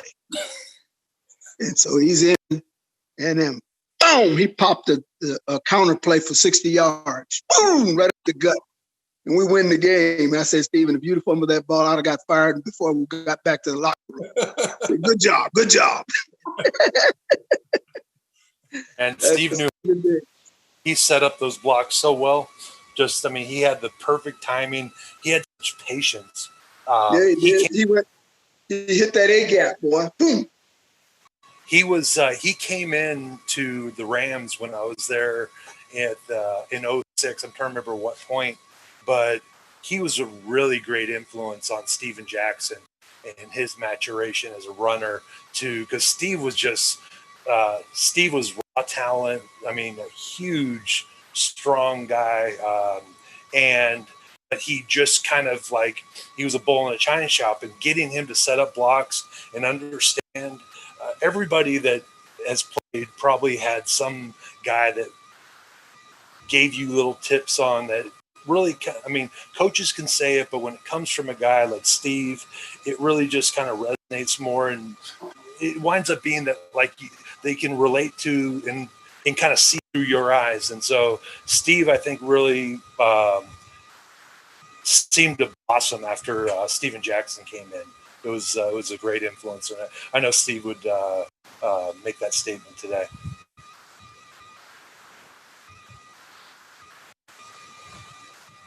So we're still up right now by 11, and we just let one get away, and so now there's 6 minutes left to go in the game, and that's why when we say we're frustrated, is this when it starts to set in? Right when we should. I know for me, what bothered me so much is that we go up 23-12. The first play we intercept it, and we're on their side of the field, and we do nothing with it. We do nothing, and we get no points. That the defense set us up. We needed to do something there. Well, that's exact, and we didn't. This game could have been over, and that's the thing that frustrates you so much, and that's why, like. You felt we were going to win this game, but let's put them away. Let's finish them earlier, but we didn't do it. But give them credit. They battled back. I mean, they didn't quit. That's one thing about that football team. They did not quit.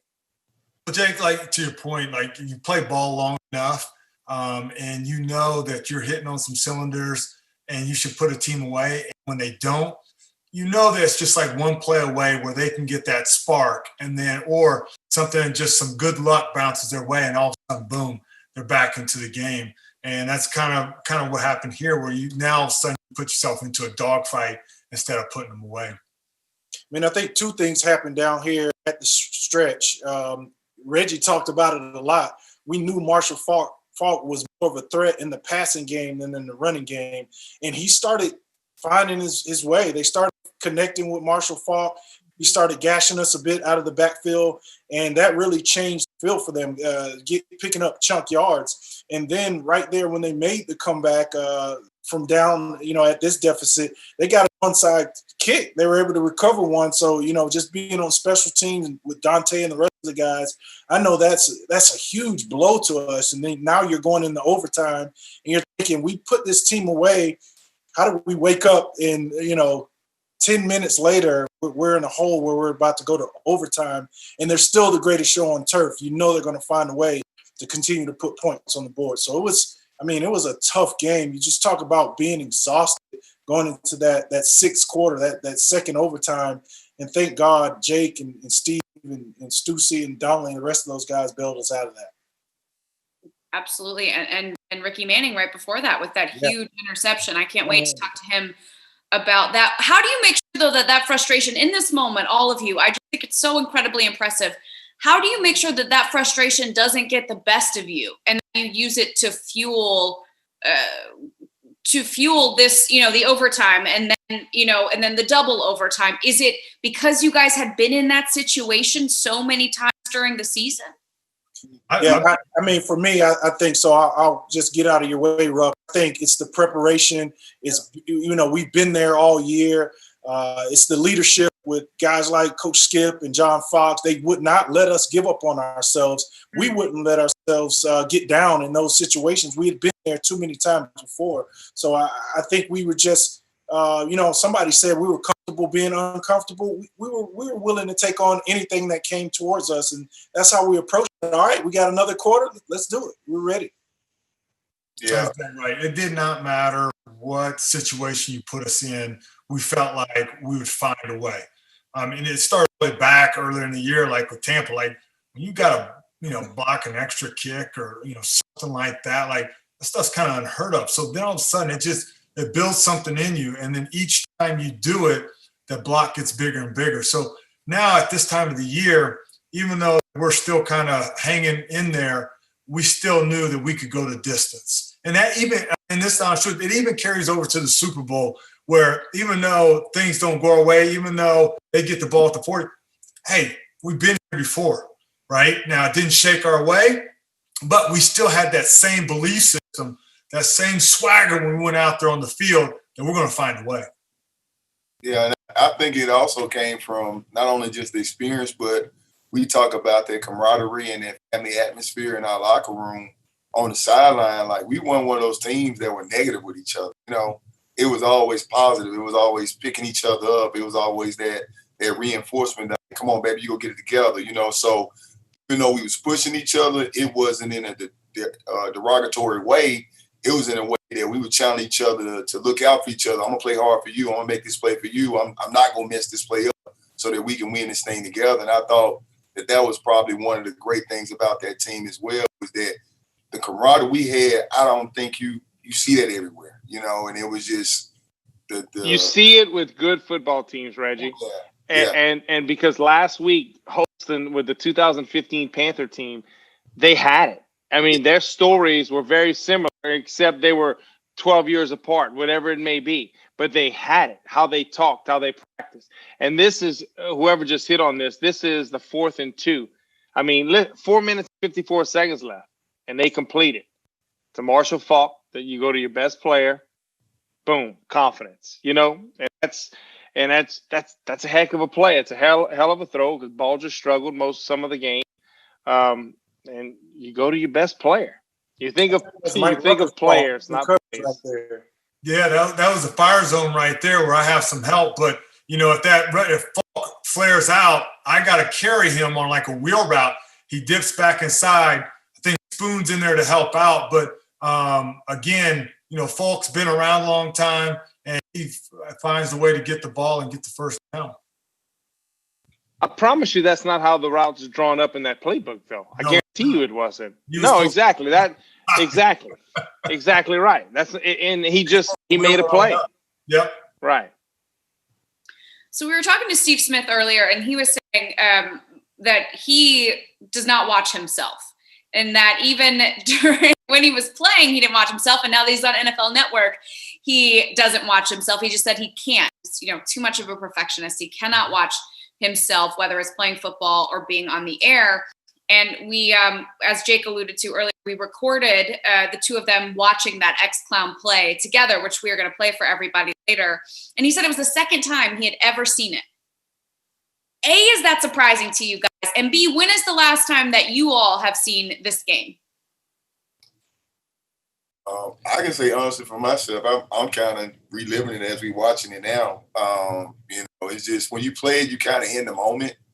And so, you know, kind of going back down memory lane, just seeing how it kind of all played out. Like Jay's talking about, I didn't even realize they only had 12 points in the fourth quarter with 5 minutes. Right. You know, like, that's pretty good against that team. You know, that team was explosive offensively. Yeah. So, you know, when you're playing, you just love to play the game. You play hard. You really don't go back and look at too much because you're so focused on the next mission or the next game or the next season or the next championship. So I know personally for me, this is kind of like my first time seeing it, you know, I guess since we watched film after the game.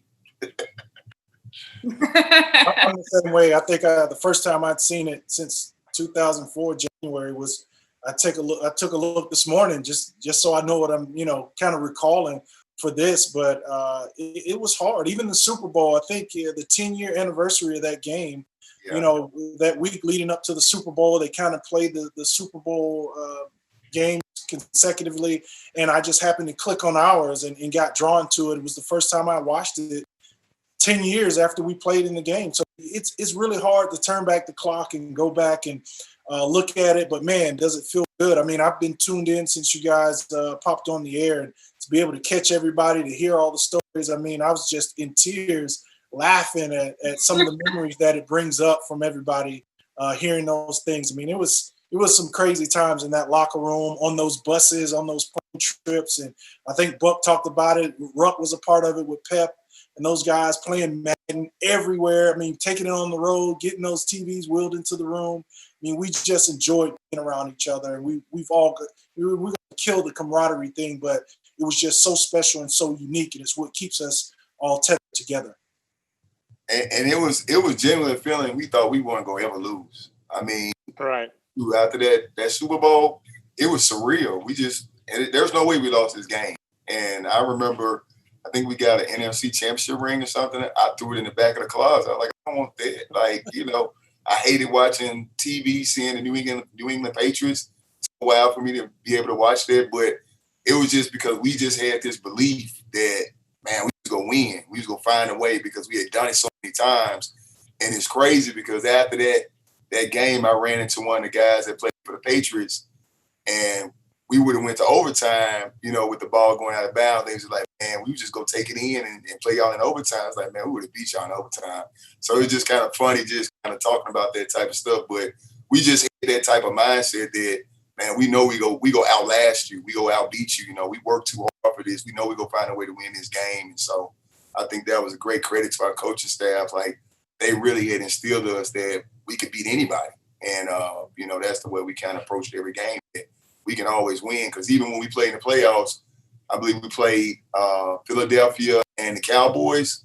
We knew we was going to beat them before we played them, because we played them in the regular season and they beat us. And it was kind of like, well, y'all caught us on a bad game. So when we got to them in the playoffs, we knew we was going to beat them. Now, St. Louis, that's a different story. And New England, those were tougher games, but, we still went in those games with the mindset. But already having a chance to play those teams in the regular season, we already knew what they were about, and we knew we had let a couple go, and we knew we was going to get them in the playoffs. So we just had a tremendous level of confidence because we believed in each other and believed that we was going to figure out a way to win the game. And, I'm watching this, and, that was a very ticky-tack pass interference to get in the first down, and, Marshall Faulk looks like he's going to score, and we never quit. This team didn't quit. There was never, and you can watch Foxy on the sideline of this game. Foxy is a fun-loving, fun to be around guy, laughing, joking, smiling. Well, in this game, you see the edge that he had. I mean, you can see it on the sideline, and that it resonated with his football team. There's no doubt it resonated. Well, and Coach Skipper said it sounded like he had a different gear when it was Sunday, of just competitiveness. Now, I have a question for you guys. In doing all of this, you all call him Foxy, of course, and I love that. Was he Foxy when you were playing, Ruck, or did that come after? Was he Coach Fox when you were playing? I think it was a little bit of both, but then I think, that first year when he got there, it was like all business. Like we don't know this guy. He doesn't know us. It was trying to set the foundation. And then the next year, his personality was coming out. Like I just have this vivid memory where he would go, he'd always have a cup in his hand, and, he'd be drinking his coffee, and he would come and tell you a story. It'd be a story of something. It might be a football story, or it might be a family story. And I think when he would come in the locker room during those times, it kind of switched from the football side to a personal side, to where you got to know him as a person, and then you got to know his family. I think that's one of the special things about this coaching staff, especially on our side of the ball. We got to know the coaches and their families. So, like our line coach, Sal Sinceri, his wife, she would bring Italian food to us. Like, I don't know if it was Friday or Saturday. Friday.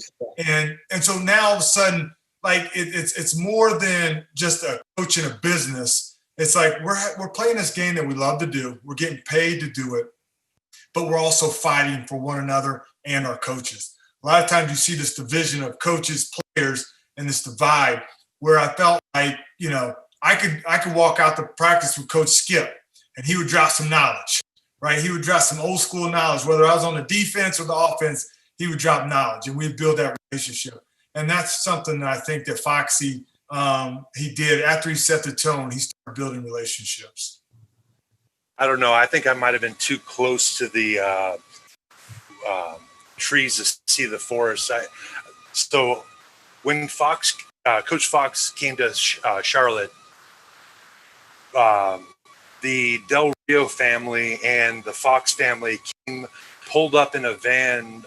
Who's the media director? Charlie Dayton. Charlie Dayton. Lynn Dayton was a real estate agent for basically all the Panthers. She pulls up, and out comes the Foxes and the Del Rio spilling out of this van. Well, I shared a fence with Jack.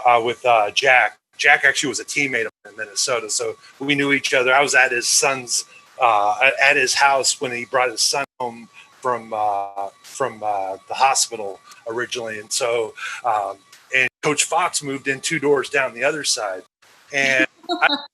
Else is willing to tell this, but I'm far enough away from football. I don't care. There was a rivalry between Jack Del Rio and John Fox on taking credit for whose defense it was. Jack was clearly trying to get a head coaching job, and he was looking to ascend. And Coach Fox was trying to justify his hiring, and so he wound up. So there was a little bit of a battle in terms of who got credit for the number taking. The number 32 defense and turn into the second best defense in the league. And I caught it in the crossfire a little bit is the way I kind of look at it after the fact, because Coach Fox never really kind of like, I remember one time coming out of meetings where somebody said something stupid. We were leaving Boudreaux's meeting in training camp, and I turned around, Coach Fox is right there, and I'm laughing about something. He's like, "You're too serious. I mean, why don't you be serious once in a while? You're always laughing." And I'm just like, what? I just was.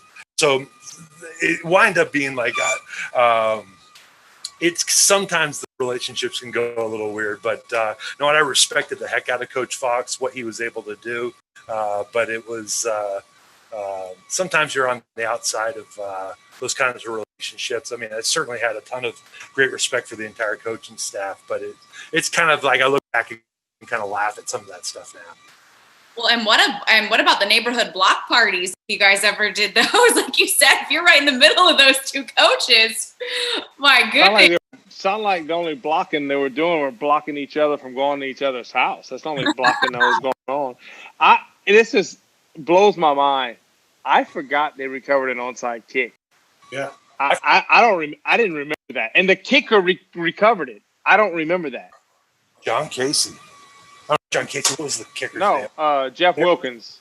Wilkins, thank you. Coach Skip said it earlier. So you know, that's the thing. You're on the sideline. You get so involved in your own, what you have to worry about. I totally forgot.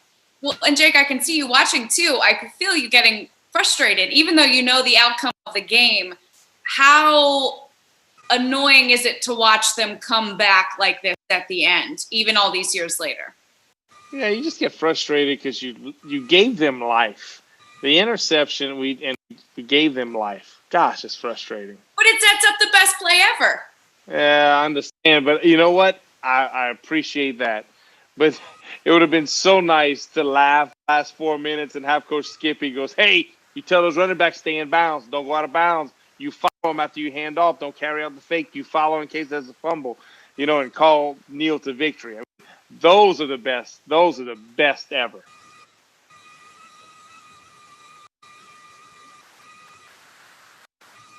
I think Coach Skip is trying to say something, but he's muted. Coach Skip, you know how to mute yourself. You know how to unmute it? I help him with the technology. We'll get it. We'll get it. He looked like he's calling for help. Going for help. You was talking about the trash talkers. I had forgot how much Mike Rucker did talk. He did talk a lot of trash. Between him and Buckner, they did talk a lot of trash. I remember that. Soup is just reheated. Yeah, Steve gets a lot of flack because a lot of his stuff happened in games. But man, Mike and Buck, man, they used to talk so much. They used to talk all the time. I spent a lot of years in that meeting room with Buck. Now, Buck's my guy, but man, Buck did a lot of talking, a lot of coaching.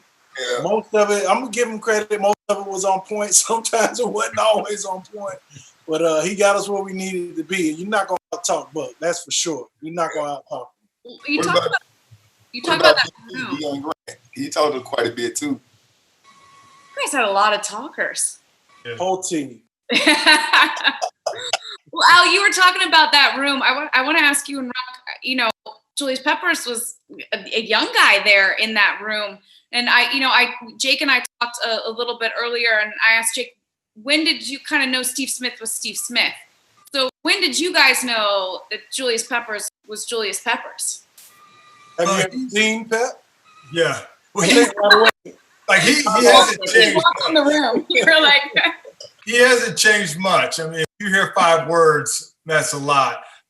He continued to grow to see where he's at now as a person, and as he finished his career here, you saw his game continue to get better, and as a person, he got better. But again, like we talk about a team and having people that were vocal, people that spoke up at the right time. Sometimes people that just always spoke, but then you had the person that was quiet that spoke with his game. And I think with Pep, when I knew Pep was Pep, I remember him getting cut blocked.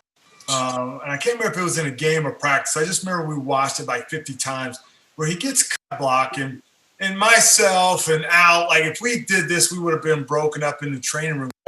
Literally, he gets cut. His feet go in the air. He does a 360, and he lands on his feet like a cat. You know, you ever try to take a cat and try to, lay it on his back? Well, not go on his back. He's going to land on his feet. And that was Pep. And that's when we knew Pep was something special. Yeah.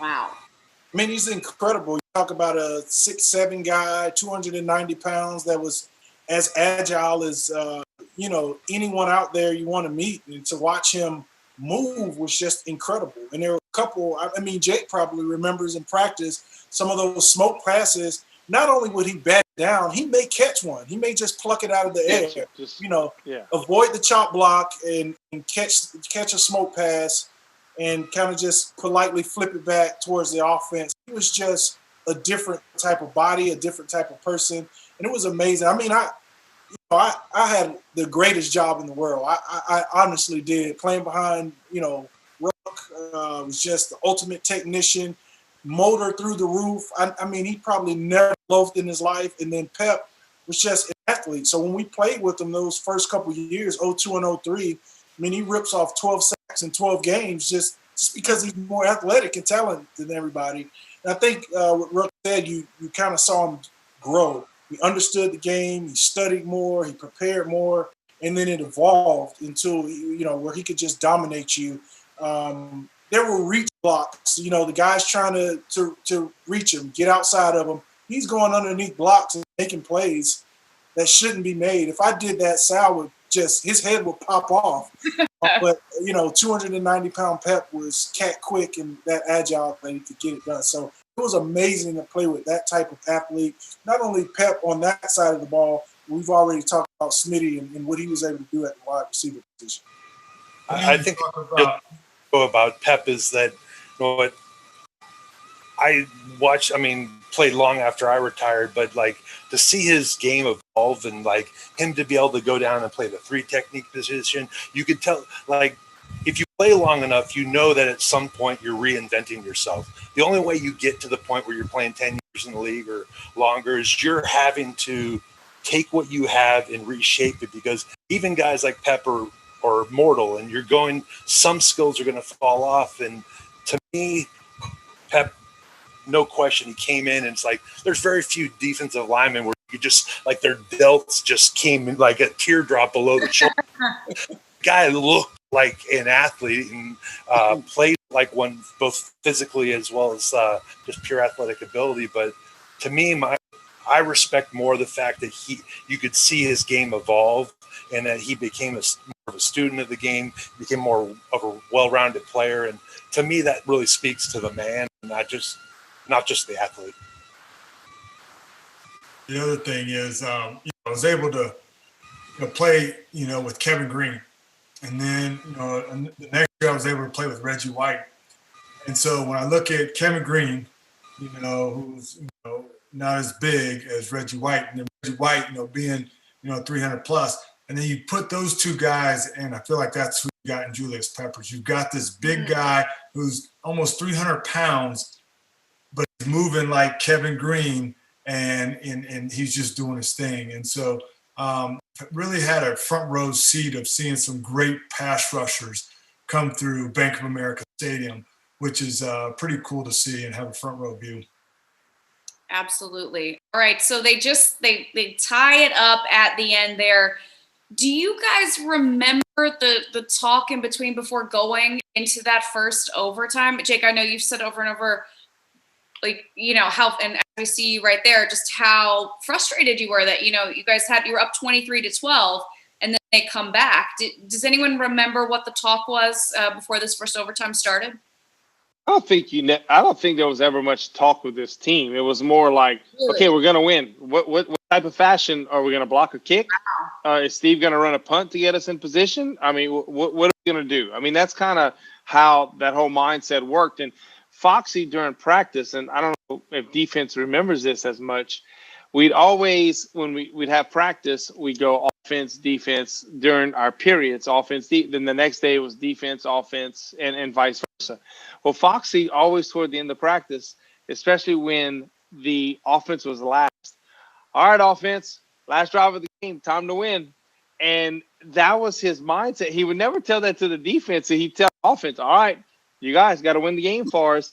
And it became a running joke. And Smitty was really good at it. Well, if you let us throw the first three quarters, we wouldn't be in this position. I mean, it was just kind of jabs. But that was the mindset that we took on. Yeah, it's time for us to win because we heard it every day. And so it just became ingrained in our mind. And we do get the ball here. And that's what's even more frustrating. We go right down the field. And unfortunately, we missed the field goal. So but we got to continue on. And I think at some point we're going to show the little video with Steve that we had to tape earlier before he had to go on the air. And I think we might do it right around here if I'm correct. And if we do that, guys, like I said, we appreciate all of you. We would love for you to hang out with us the whole time, but we don't want anyone to feel like they have to stay too. So you just let us know because we'll keep you here all night. Oh my gosh, this is so exciting. Jake Delhomme, Steve Smith, and you know what we're talking about. We're talking about X-Clown, the greatest play in Panthers history, in what is arguably the greatest game in Panthers history. Guys, let me just start with this. Where was your mindset at going into this double overtime, Steve? Mindset was really, let's just try to get out of here. Let's try to get this win. It was a lot of back and forth going on.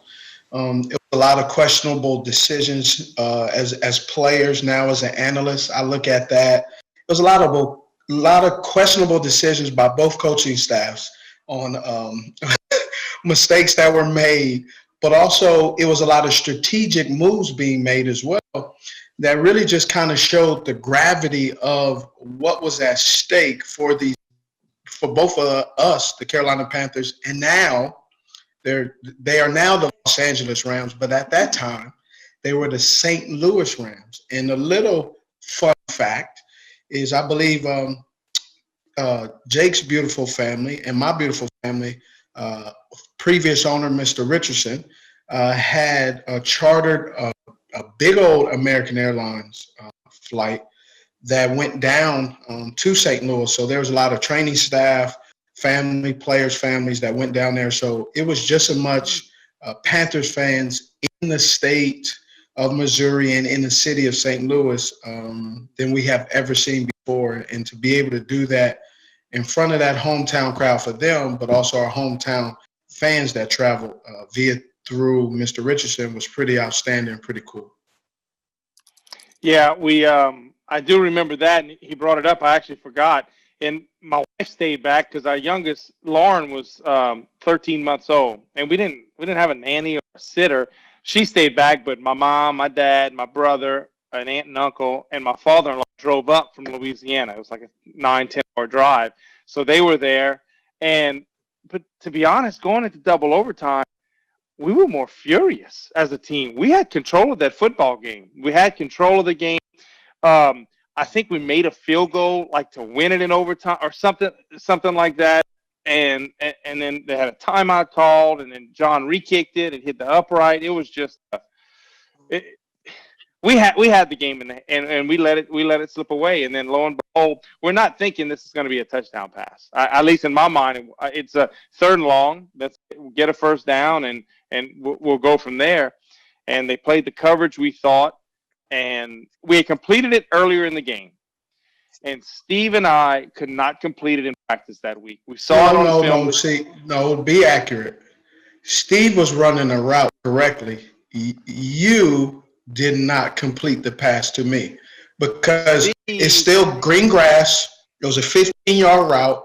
I did my thing, which is beat the corner. Mm-hmm. Now your job, according to your pay, is to throw it to the handsome guy, number 89. Now, I don't know what happened, right? Maybe I was fast as lightning, right? Because you couldn't do it, but I'm just saying, I did my job. All right, Jake, well, what happened for you in practice then? I went according to how it was drawn up and what we looked at on film, and Steve went according to how it looked at in Steve Smith's mind. And Steve ran it. And the reason he was going to run it how it went in his mind is because we were stealing the play from the Cincinnati Bengals. No, it's not stealing. It's not stealing. Don't incriminate us. Okay? Maybe you stole it. I just was running my assignment. So Chad Johnson was running the route, and Carson Palmer was throwing it to him versus St. Louis, and that's the coverage they were going to play this Tampa 2 coverage, especially in 3rd and long. And Chad would take it high, Carson would lay it up, so we run it in practice. Steve would beat whoever he was going against, and he would go, and I would throw it up, and Steve would run it flat. And then I would throw it up, and Steve would run it flat. And we would see how I'm consistent in what I'm doing. Same as me. So, like, literally couldn't complete it. Could not complete it. I was open, though. We were, and like, you just, so aggravated. And I remember Dan Henning.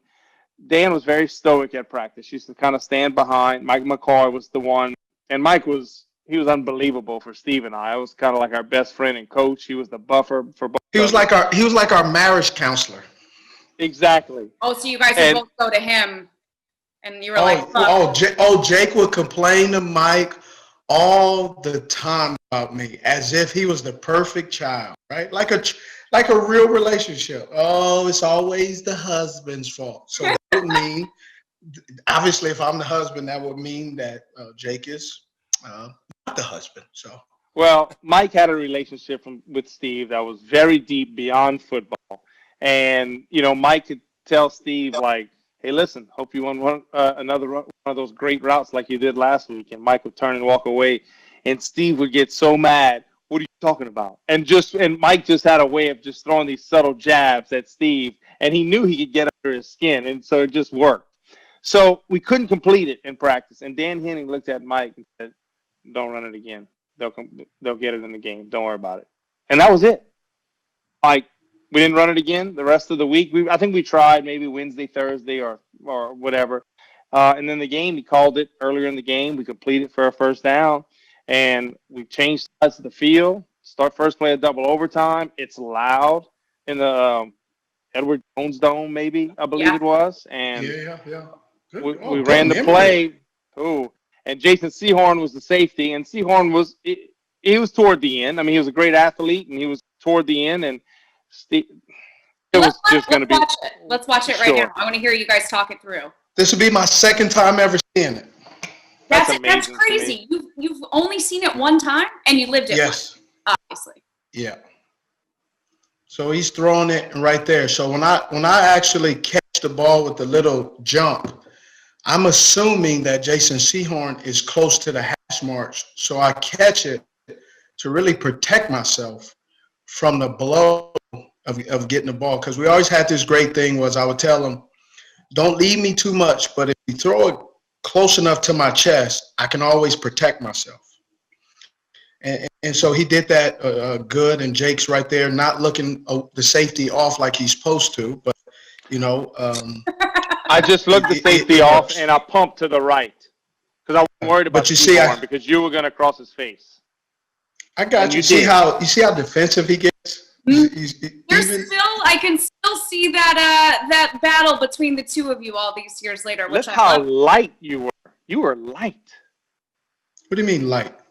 Like what were you weighing there? 185, 180? You're light. No, it was about 192.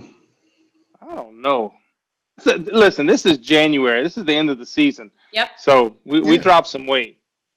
Look at that pocket. I mean, it's a dream pocket. And just throw it and not thinking touchdown. Thinking, okay, boom, we got the first down. And then, listen, where Steve was different than any other receiver that played, when he came out of a break, you can't anticipate where normal people are going to be. You have to anticipate about 2 to 3 yards more. He has an explosion out of a break. And when I first got to Carolina, I couldn't hit him on the in route. He hated. He would get so upset because, especially if we ran, I would run a route, which I would call rest in peace, Coach William Richardson, who Coach Williams would get on me so much, and he had this whole terminology that really was only towards me. Quit running around the house, right? And so when the deeper the route went, the faster I would build up because I ran hurdles in high school. And so obviously I'm 5'9", and I'm not tall, but I had a long stride. And so as we got deeper into the route, my stride was shortened up, which means I became faster.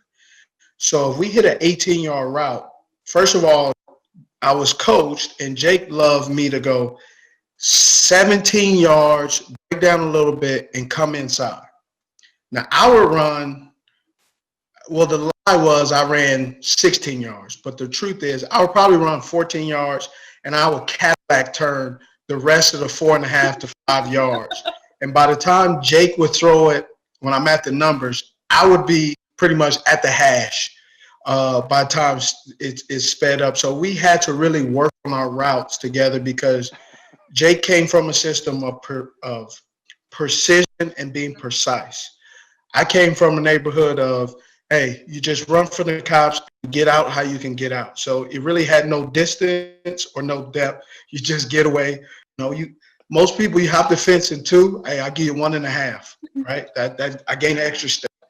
How long did it take you guys to develop?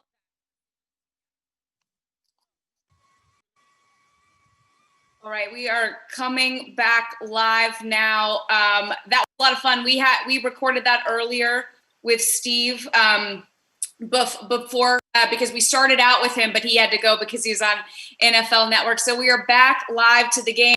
And joining us now, we got the guy whose interception made X-Clown possible. We got Ricky Manning Jr. joining us. And Mike Rucker had to pop off. He said, thank you so much, everybody. Had to go while we were watching that Steve Smith interview. But Ricky, welcome. It's so good to see you. Hey, Kristen. Good to see you too as well. And everybody, I've been watching the whole 2 hours y'all been on, or 3 hours, how long it's been. You should have joined us then. You should have joined us earlier. It was funny watching, man. Stu, see all those guys. It skipped, man. It's good stuff. Seen the shine on there too. Dante got it off fast. My boy Reggie, what's up, Reg? What's up, what? Man, dirty boy. What's up, Wall? See Alan here, man. Good to see you, man. Mr. Buckner was doing a good job too, man. He was talking up. that was pretty good, man. Good stories. Yeah, it's a lot of fun. We last Saturday night, Kristen and I, we hosted the 2015 Panthers NFC Championship team. And the game that we watched was the game when they destroyed the Arizona Cardinals to go to the Super Bowl.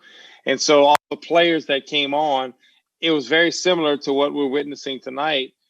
We talked about the game. They talked about the game, but you talked about the locker room. You talked about, the practices, the training room, the flights and things of that nature. And that's kind of what this team was about. And that's, if you've been watching most of the night, like you have, you just, from the Rod Smart to the Jared Coopers, the unsung heroes, the Nick Goins, the Brad Hoovers, all those guys, that's what made this team so special. And yes, the wins help and all that, but we worked at it each and every day. We battled against each other, and it wasn't like battles were intense. I mean, we would get pissed at each other on the practice field and one of the best. And that's what I think makes the great team special. And yes, would I love to say we're a great Super Bowl winning team? Absolutely. We kind of ran out of time is how we're going to call it. And Ricky, what was it like for you? You were a rookie, right? And you have this incredible postseason, but we've heard all these crazy stories about all the personalities and the battles and the competition. How was it for you coming in as a young guy and having this be kind of your first experience in pro football? I mean, it was great. I heard, I think it was Stussy, one of the guys was talking about how, Jordan Gorsuch's rookie year, and we came in and we living life, lavish. We go to the playoffs, go to the Super Bowl rookie year. We think it's all great. I know for me coming in, Carolina wasn't like a big team. It was a fairly new franchise, no playoffs the year before, so I didn't know what to expect. I just knew my buddy Deshaun was there, who I played with at UCLA for 3 years, and then Mike Simon, who I played with for 4 years. Well, we were going there together, and I was just excited to have that decal on the side of the helmet, but I had no clue about the guys that were on the team, and it was amazing. I played with some great, I hear it over and over again, some great guys, not just athletes, man, but like some funny dudes, like the stories with Ross Smart and Gerard Cooper, like Jake said, those times, those moments, those bets, and daring them to do stuff, and the suits that Ross Martin they would show up in, and that's what made it a great time for me, a great experience. And it was like, man, this is NFL, this is awesome. So wait, what are the suits that Rod Smart would show up in? Because I only heard about one suit, and that was his birthday suit is really what I heard about. So a lot of birthday suit stuff. Yeah, a lot of birthday suits. A lot of women reporters probably got flashed a couple of times. They were infamous for that. But no, what they did want at the training camp, because Foxy would make us wear a coat and tie, they went to a secondhand store and bought 10 suits for $100 each of them. Oh my goodness. Ricky, I'm going to pause you for 1 second. We're going to say bye to Todd Susie. He had to jump off really quick. So I just want to say bye to Todd and thank him for his time. All right, but Ricky, back to this story. 10 suits, $100. They went out 10 suits at a secondhand store for $100. So you can imagine what they look like. And then they went and bought all this fake jewelry. Like, Ross Smart had a bomb, like a silver, like fake jewelry. And they would show up in the preseason games with these suits on. And like, man, y'all just hating on us, man. We balling out here. But these suits was terrible. Like stuff and like they were that. tight. They were tight. And like you would think that they would do it just about with us. But we would go to like a bar or a club during at the end of the week, and they would wear them. Like Ross Smart would come up with a jumpsuit, an orange jumpsuit with high heat, like. I think we're losing Ricky. Like those platforms, like it never stopped. It never stopped. So it was basically what it was. And you thought it would stop. It like literally never stopped. I remember one time we were in the mall in the mall in Carolina, and Rod Smart was trying on some shoes. He just took off sprinting outside the store. Me and Dante were like, "He'll come back. He'll be back." This dude starts sprinting, and 5 minutes later, he just sprint back by the store. And then 10 minutes later, he comes back in, he's like, yeah, I'm going to take these. He's good. We're like, dude, what are you doing? You can't just take off your shoes. He's like, yeah, I like these. It's going to work for me. I'm like, got to test them out. Don't stop. So that was, I just made like Mr. Butler said, we would stay there all day just playing, just having fun, man. We like big kids. And Ricky, I think we're having a little bit of trouble with your speakers. Is that just me that's hearing that? Because those stories were great, but a little bit of trouble with. Now you're good. You just sounded very good. Okay. My kids be on this computer, it's Zoom time. They want to take my laptop. You fixed it like this. I would never have been able to fix that. It's all that Zoom practice. I got 4 boys. They all on. We got to do this computer a lot. So they even coach football. It seems to me like there's so many personalities on this team, but I feel like Rod Smart is put up there as just like the antics. Was he the guy that had the most antics? I've heard all the stories about him and him just making everyone laugh all the time. Well, the thing about it was like we had like Jake Delhomme, like Steve. Those guys were, they played jokes and had fun. But these guys, like Rod Smart, that was just them. They wasn't joking. They were just serious. Like, that's how they were. Crazy all the time. Like I said, it never stopped. Like if you see right now, I'm waiting for something to happen because that's just him. The other guys, we just played pranks on each other, throwing the buckets over when guys was on the crapper and stuff like that. We just did funny stuff. But these dudes. Wait, I'm sorry. You guys just say like, "Oh, that's a funny story." That's what I've heard a lot about this, and that's intense. Listen, it was so down to science that somebody would take off when you had a victim that would just go in there.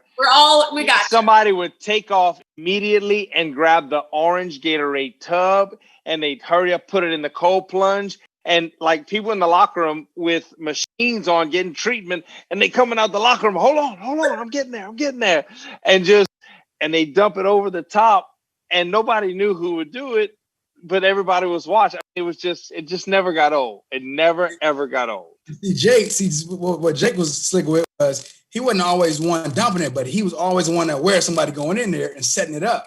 I remember Steve Smith got me one time. I wanted to fight him literally because they did me so cool.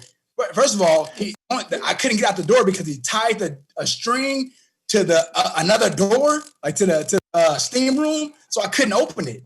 After he died, I was trying to fight him so bad, and I had to crawl underneath. I got dashed on the crapper, and I had to crawl underneath. I was hot. And I think Jake might have warned him that I was going in the bathroom because he was always setting up stuff. Guys, Coach Skipper's about to lose it over here. Oh man, it just happens sometimes, But that's what we kept it light, We kept it light. We were big kids. We were real immature to be professionals. Mature, but we loved it. Well, and that's what I love. That is, these stories are just so good. Everything about all of these stories and all of the pranks. Oh, Jake's got something he wants to. No, this is what's so crazy about this game. So we get the ball, we drive down, we have a 45-yard field goal. In our mind, that is a chip shot for John Casey. He's making it. We miss it. Well, Mike Martz, you saw him react like a child that he couldn't believe, and we're devastated. Now the Rams come down, and Jeff Wilkins, who's having an unbelievable game, he recovers an onside kick. The kicker recovers an onside kick. And now he's going for a 53-yard field goal. So I don't want to say doubt's creeping in your mind, but it's like we've had this game won. We can never finish it. And now here's Wilkins going for a 53-yarder. It just goes to show you the range of emotion that you go through during a football game. Yeah, but for Jake, for us, we've been here. Remember all the situations this field goal block unit has been in. Starting game week 2 in Tampa Bay when we probably blocked 2 or 3 of them. So we're thinking, hey, Shane, get a paw up there. Pep, get a hand up there. Somebody find a way to block this kick. All right, we're going to say goodbye to Reggie right now. He's got to head out. Thank you so much for hanging out with us this entire time. I appreciate you. Thank you for having me. Hey, great seeing you. All right. Thank you, Reg. All right, little ugly. It don't stop. See? It don't stop. Later. Hey, this game though, like Jake was saying, like I remember a soundbite. They got a soundbite on the sideline because we had this, man. They shouldn't have been in this game. Like they were good, but we was playing on all cylinders, and we led them back to this game. Like Jake said, we kind of like we could have put it away. They shouldn't have been in this game with us. And I remember saying it on the sideline, it should have been over a long time ago, but it wasn't. And that's NFL. Like it ain't over until it's over. And they got back in the game, and I don't even know how they got back in the game, but we had them under control, and we almost lost it. Like that kick right there, it was, but amazing times, man. It was the resilience of, like Hal said, the resilience of being there. Not just this year that we had all those overtime games, but the year before, the guys laid the foundation from losing all those close games, knowing how to go out and win, knowing how to win when it's crunch time. It was a lot built up. And as a rookie, you don't know that because you just it's your first go around and you don't see all the things that go up into it. But a lot of that groundwork, a lot of stars aligned for us to make it to the Super Bowl and win a game like this, St. Louis on the road, and then go win Philly the next week on the road, like with a bunch of no-name dudes, So it was pretty special. It was a great time. Well, we're taking a little pause here. I'm going to step away. Kristen, Jake, Coach, good to see you. Rick, I appreciate you all having me, bringing up all these great memories. We'll never let it go. It'll never die. That team was special. And, I love each and every one of y'all. Thank y'all for having me. Thanks for coming on. Thanks for coming on, Al. We very much appreciate it, man. All right, take it easy. It's been a pleasure. Thank you so much. And I mean, we're getting down to it, guys. I mean, Ricky, you're coming up. I get excited just thinking about it. You guys been there for a long time.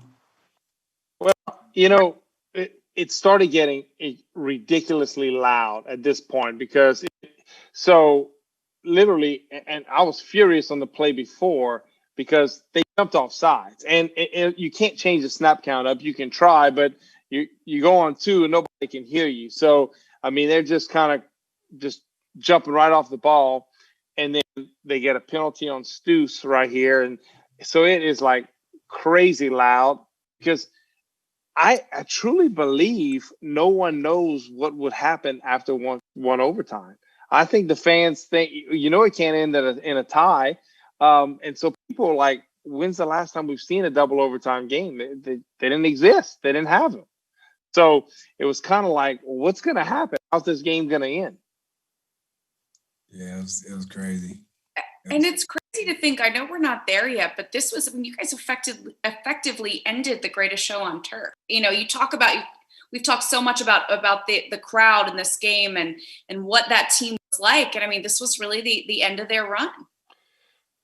Yeah, in essence, it really was. Because it was just, teams, you think they're going to be around forever. They're so great. And you think, just like right now, but you kind of believe Kansas City is going to be at the top of the NFL for a long time. And we don't know yet, but it'll be anxious to see. Yeah, I was a little perturbed right there after that. Just a tad. Coach Skip, how you doing over there? Hey, can you guys hear me? We can hear you. Yes, sir. Okay. I'm doing good. Hey, tell Ricky Manning about that little story. You hear about that story I told you about? I was watching, Coach. That was a good story. I heard it before too, but that was I tell guys all the time, man. I ended up in Carolina, when you're talking about the draft and all that stuff. I'm like, I know exactly how. I said, Kelly Skipper recruited me from Fresno. He was a Fresno State guy. I know Jim Skipper and Rob Perry, who was a Fresno guy too, was my DB coach. Right. Fighting for me. And when you got there, I elected you too. I said, hey, I put my neck's on the line. You better behave. Yes, sir.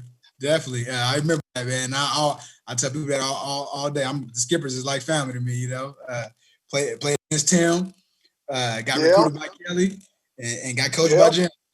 That's how. Right. So you skip it down.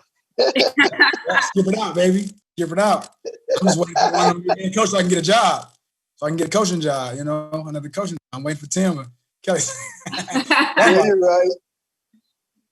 Somebody, come on. Skip over there. They about to Buffalo about to compete for that thing, man. I'm trying to get up there. Yeah. Yeah, man. It's hey, what's funny about this too? Because you look at this game. I didn't know Mike Martz was from Fresno. Yeah. I didn't know that at the time.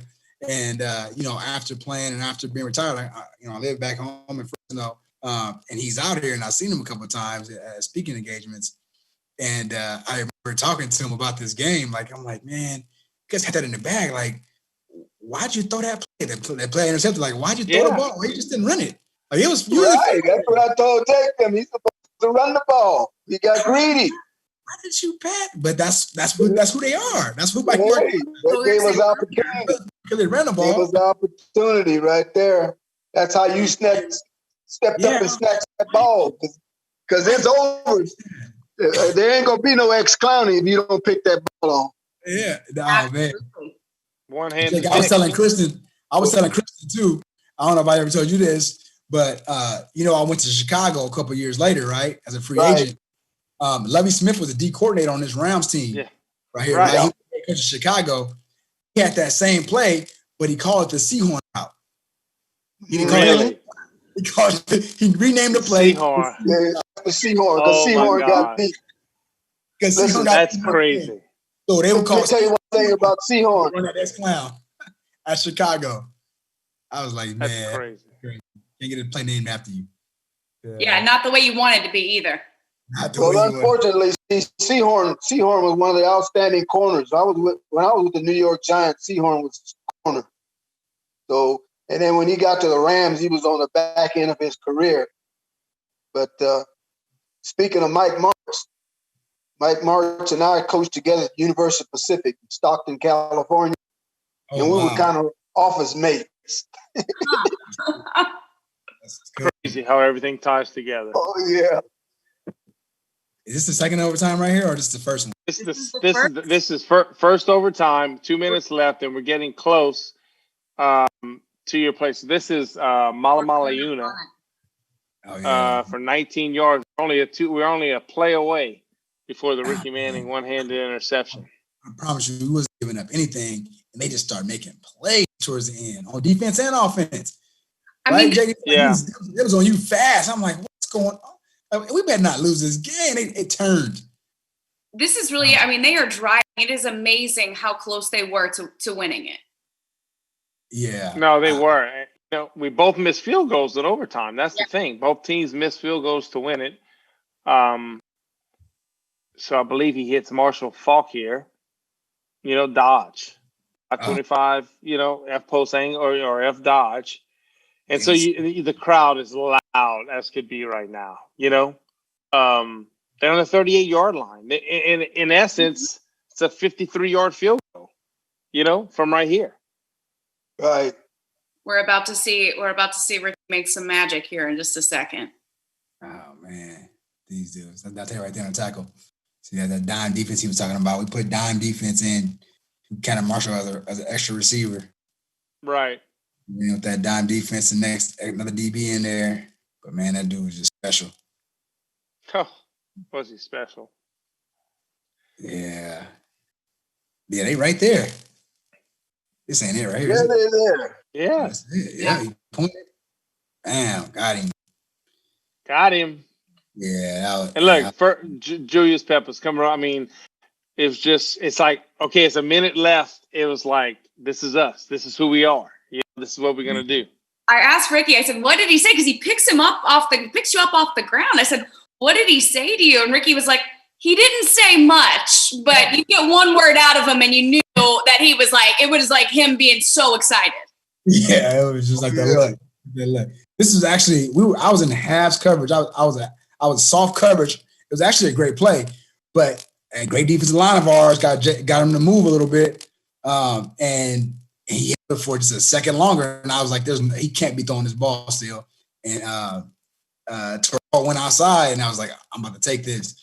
When I went for it, he had two hands on him. I got that one hand and just strung on him, and that was it. And it was like, man, okay, give Jake and him another chance. Let's go. Because, like I said, that game would have been over right there. Next play. That was your third one, right? No, that was my first one on that one. The next game I got three. Three in the next game. That was the next game. Got it. Absolutely incredible. And Jake, you've said, and something we've heard all night is that you just felt like you knew you were going to win. That you guys thought you'd given the game away a little bit earlier. You should have won it in regulation. So when you see Ricky make this interception, were you like, oh, okay, now this is that chance that we needed? Well, that's the thing. And so we didn't know, okay, what are we going to do? And Steve was on the headset, so he'd know more. Like, are we going to try to – it's a minute left. We're trying to get in field goal range, and then Foxy wanted to try run first, and then let's go with a drop back, see if we can get to around the 50, and then maybe we kind of see if we'd hurry up and go. But we had nothing on the run. I dropped back the pass, and they're coming off now. They're starting to send pressure, but they're getting movement. And so now it's like, yes, sir. Here's a guy that really, Dan Henney needs to take a lot of the credit. He's on the attack. I mean, Dan was on the attack.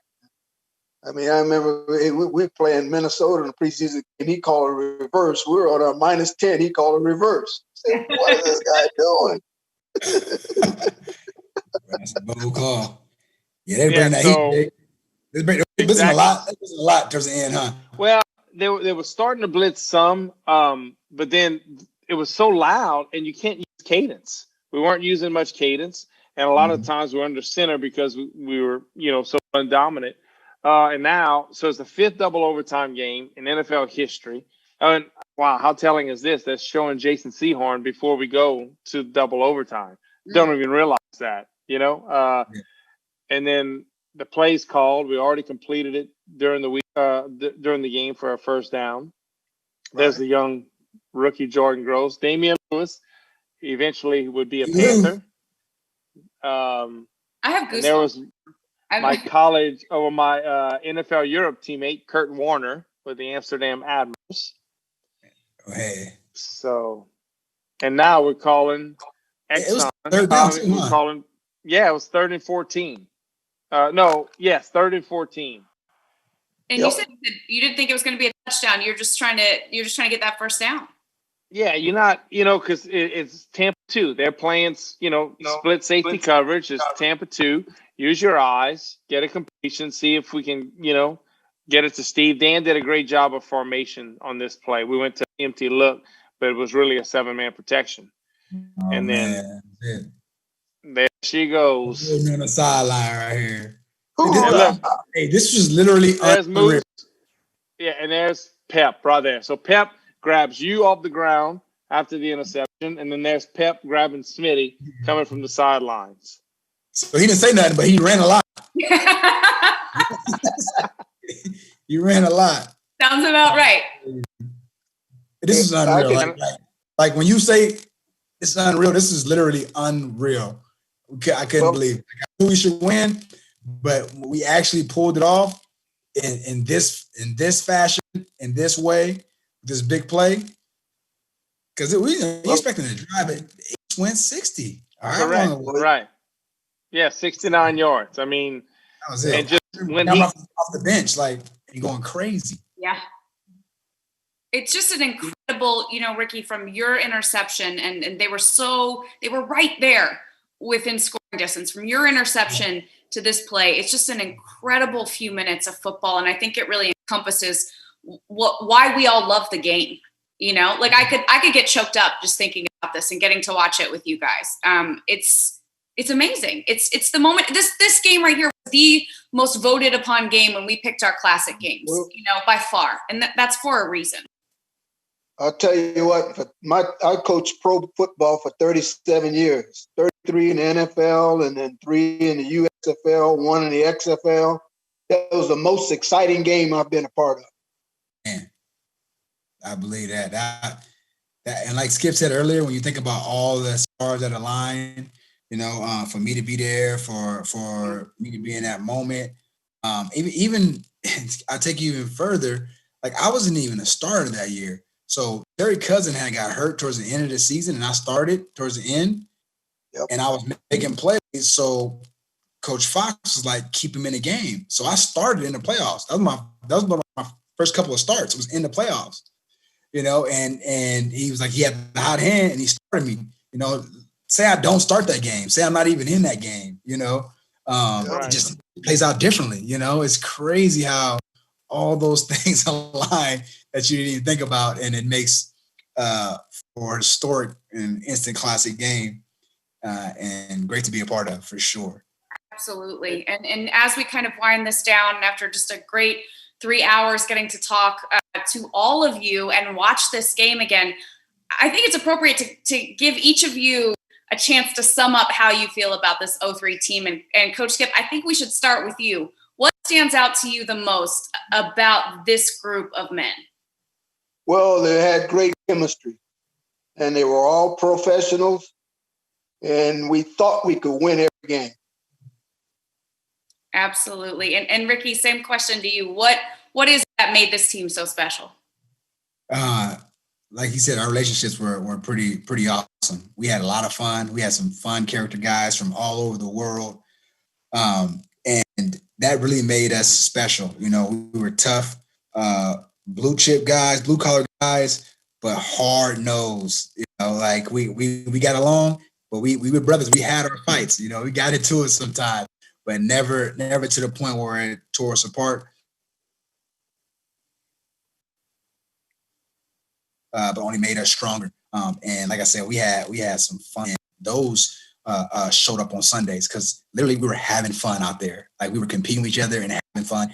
It wasn't a game. We always thought we were going to win, and we competed with one another, and it showed on Sundays. So that 03 team, 04 team, go down in history as a fun team, as a hard-nosed guys, starting with our quarterback who came out of where he came from, and get to start in the call right in the first game. That was us. That was a lot of us. So, I definitely very blessed and grateful and appreciative to be a part of that team and part of those guys, players and coaches. Were pretty awesome. So, yeah. And Jake, for you, what about this night? It's just been so much fun. This team. Yeah. Just the stories, and some you forget about, some I didn't even know about. Dante in the shoes warming up for this game. Those little silly things that you hear about tonight. And but I think the biggest thing is that, and you would have taken anybody on that team to go in a dark alley with. It didn't matter. That's kind of how this team was. And I'm not talking about a fist fight or what, but like, hey, I need some backup.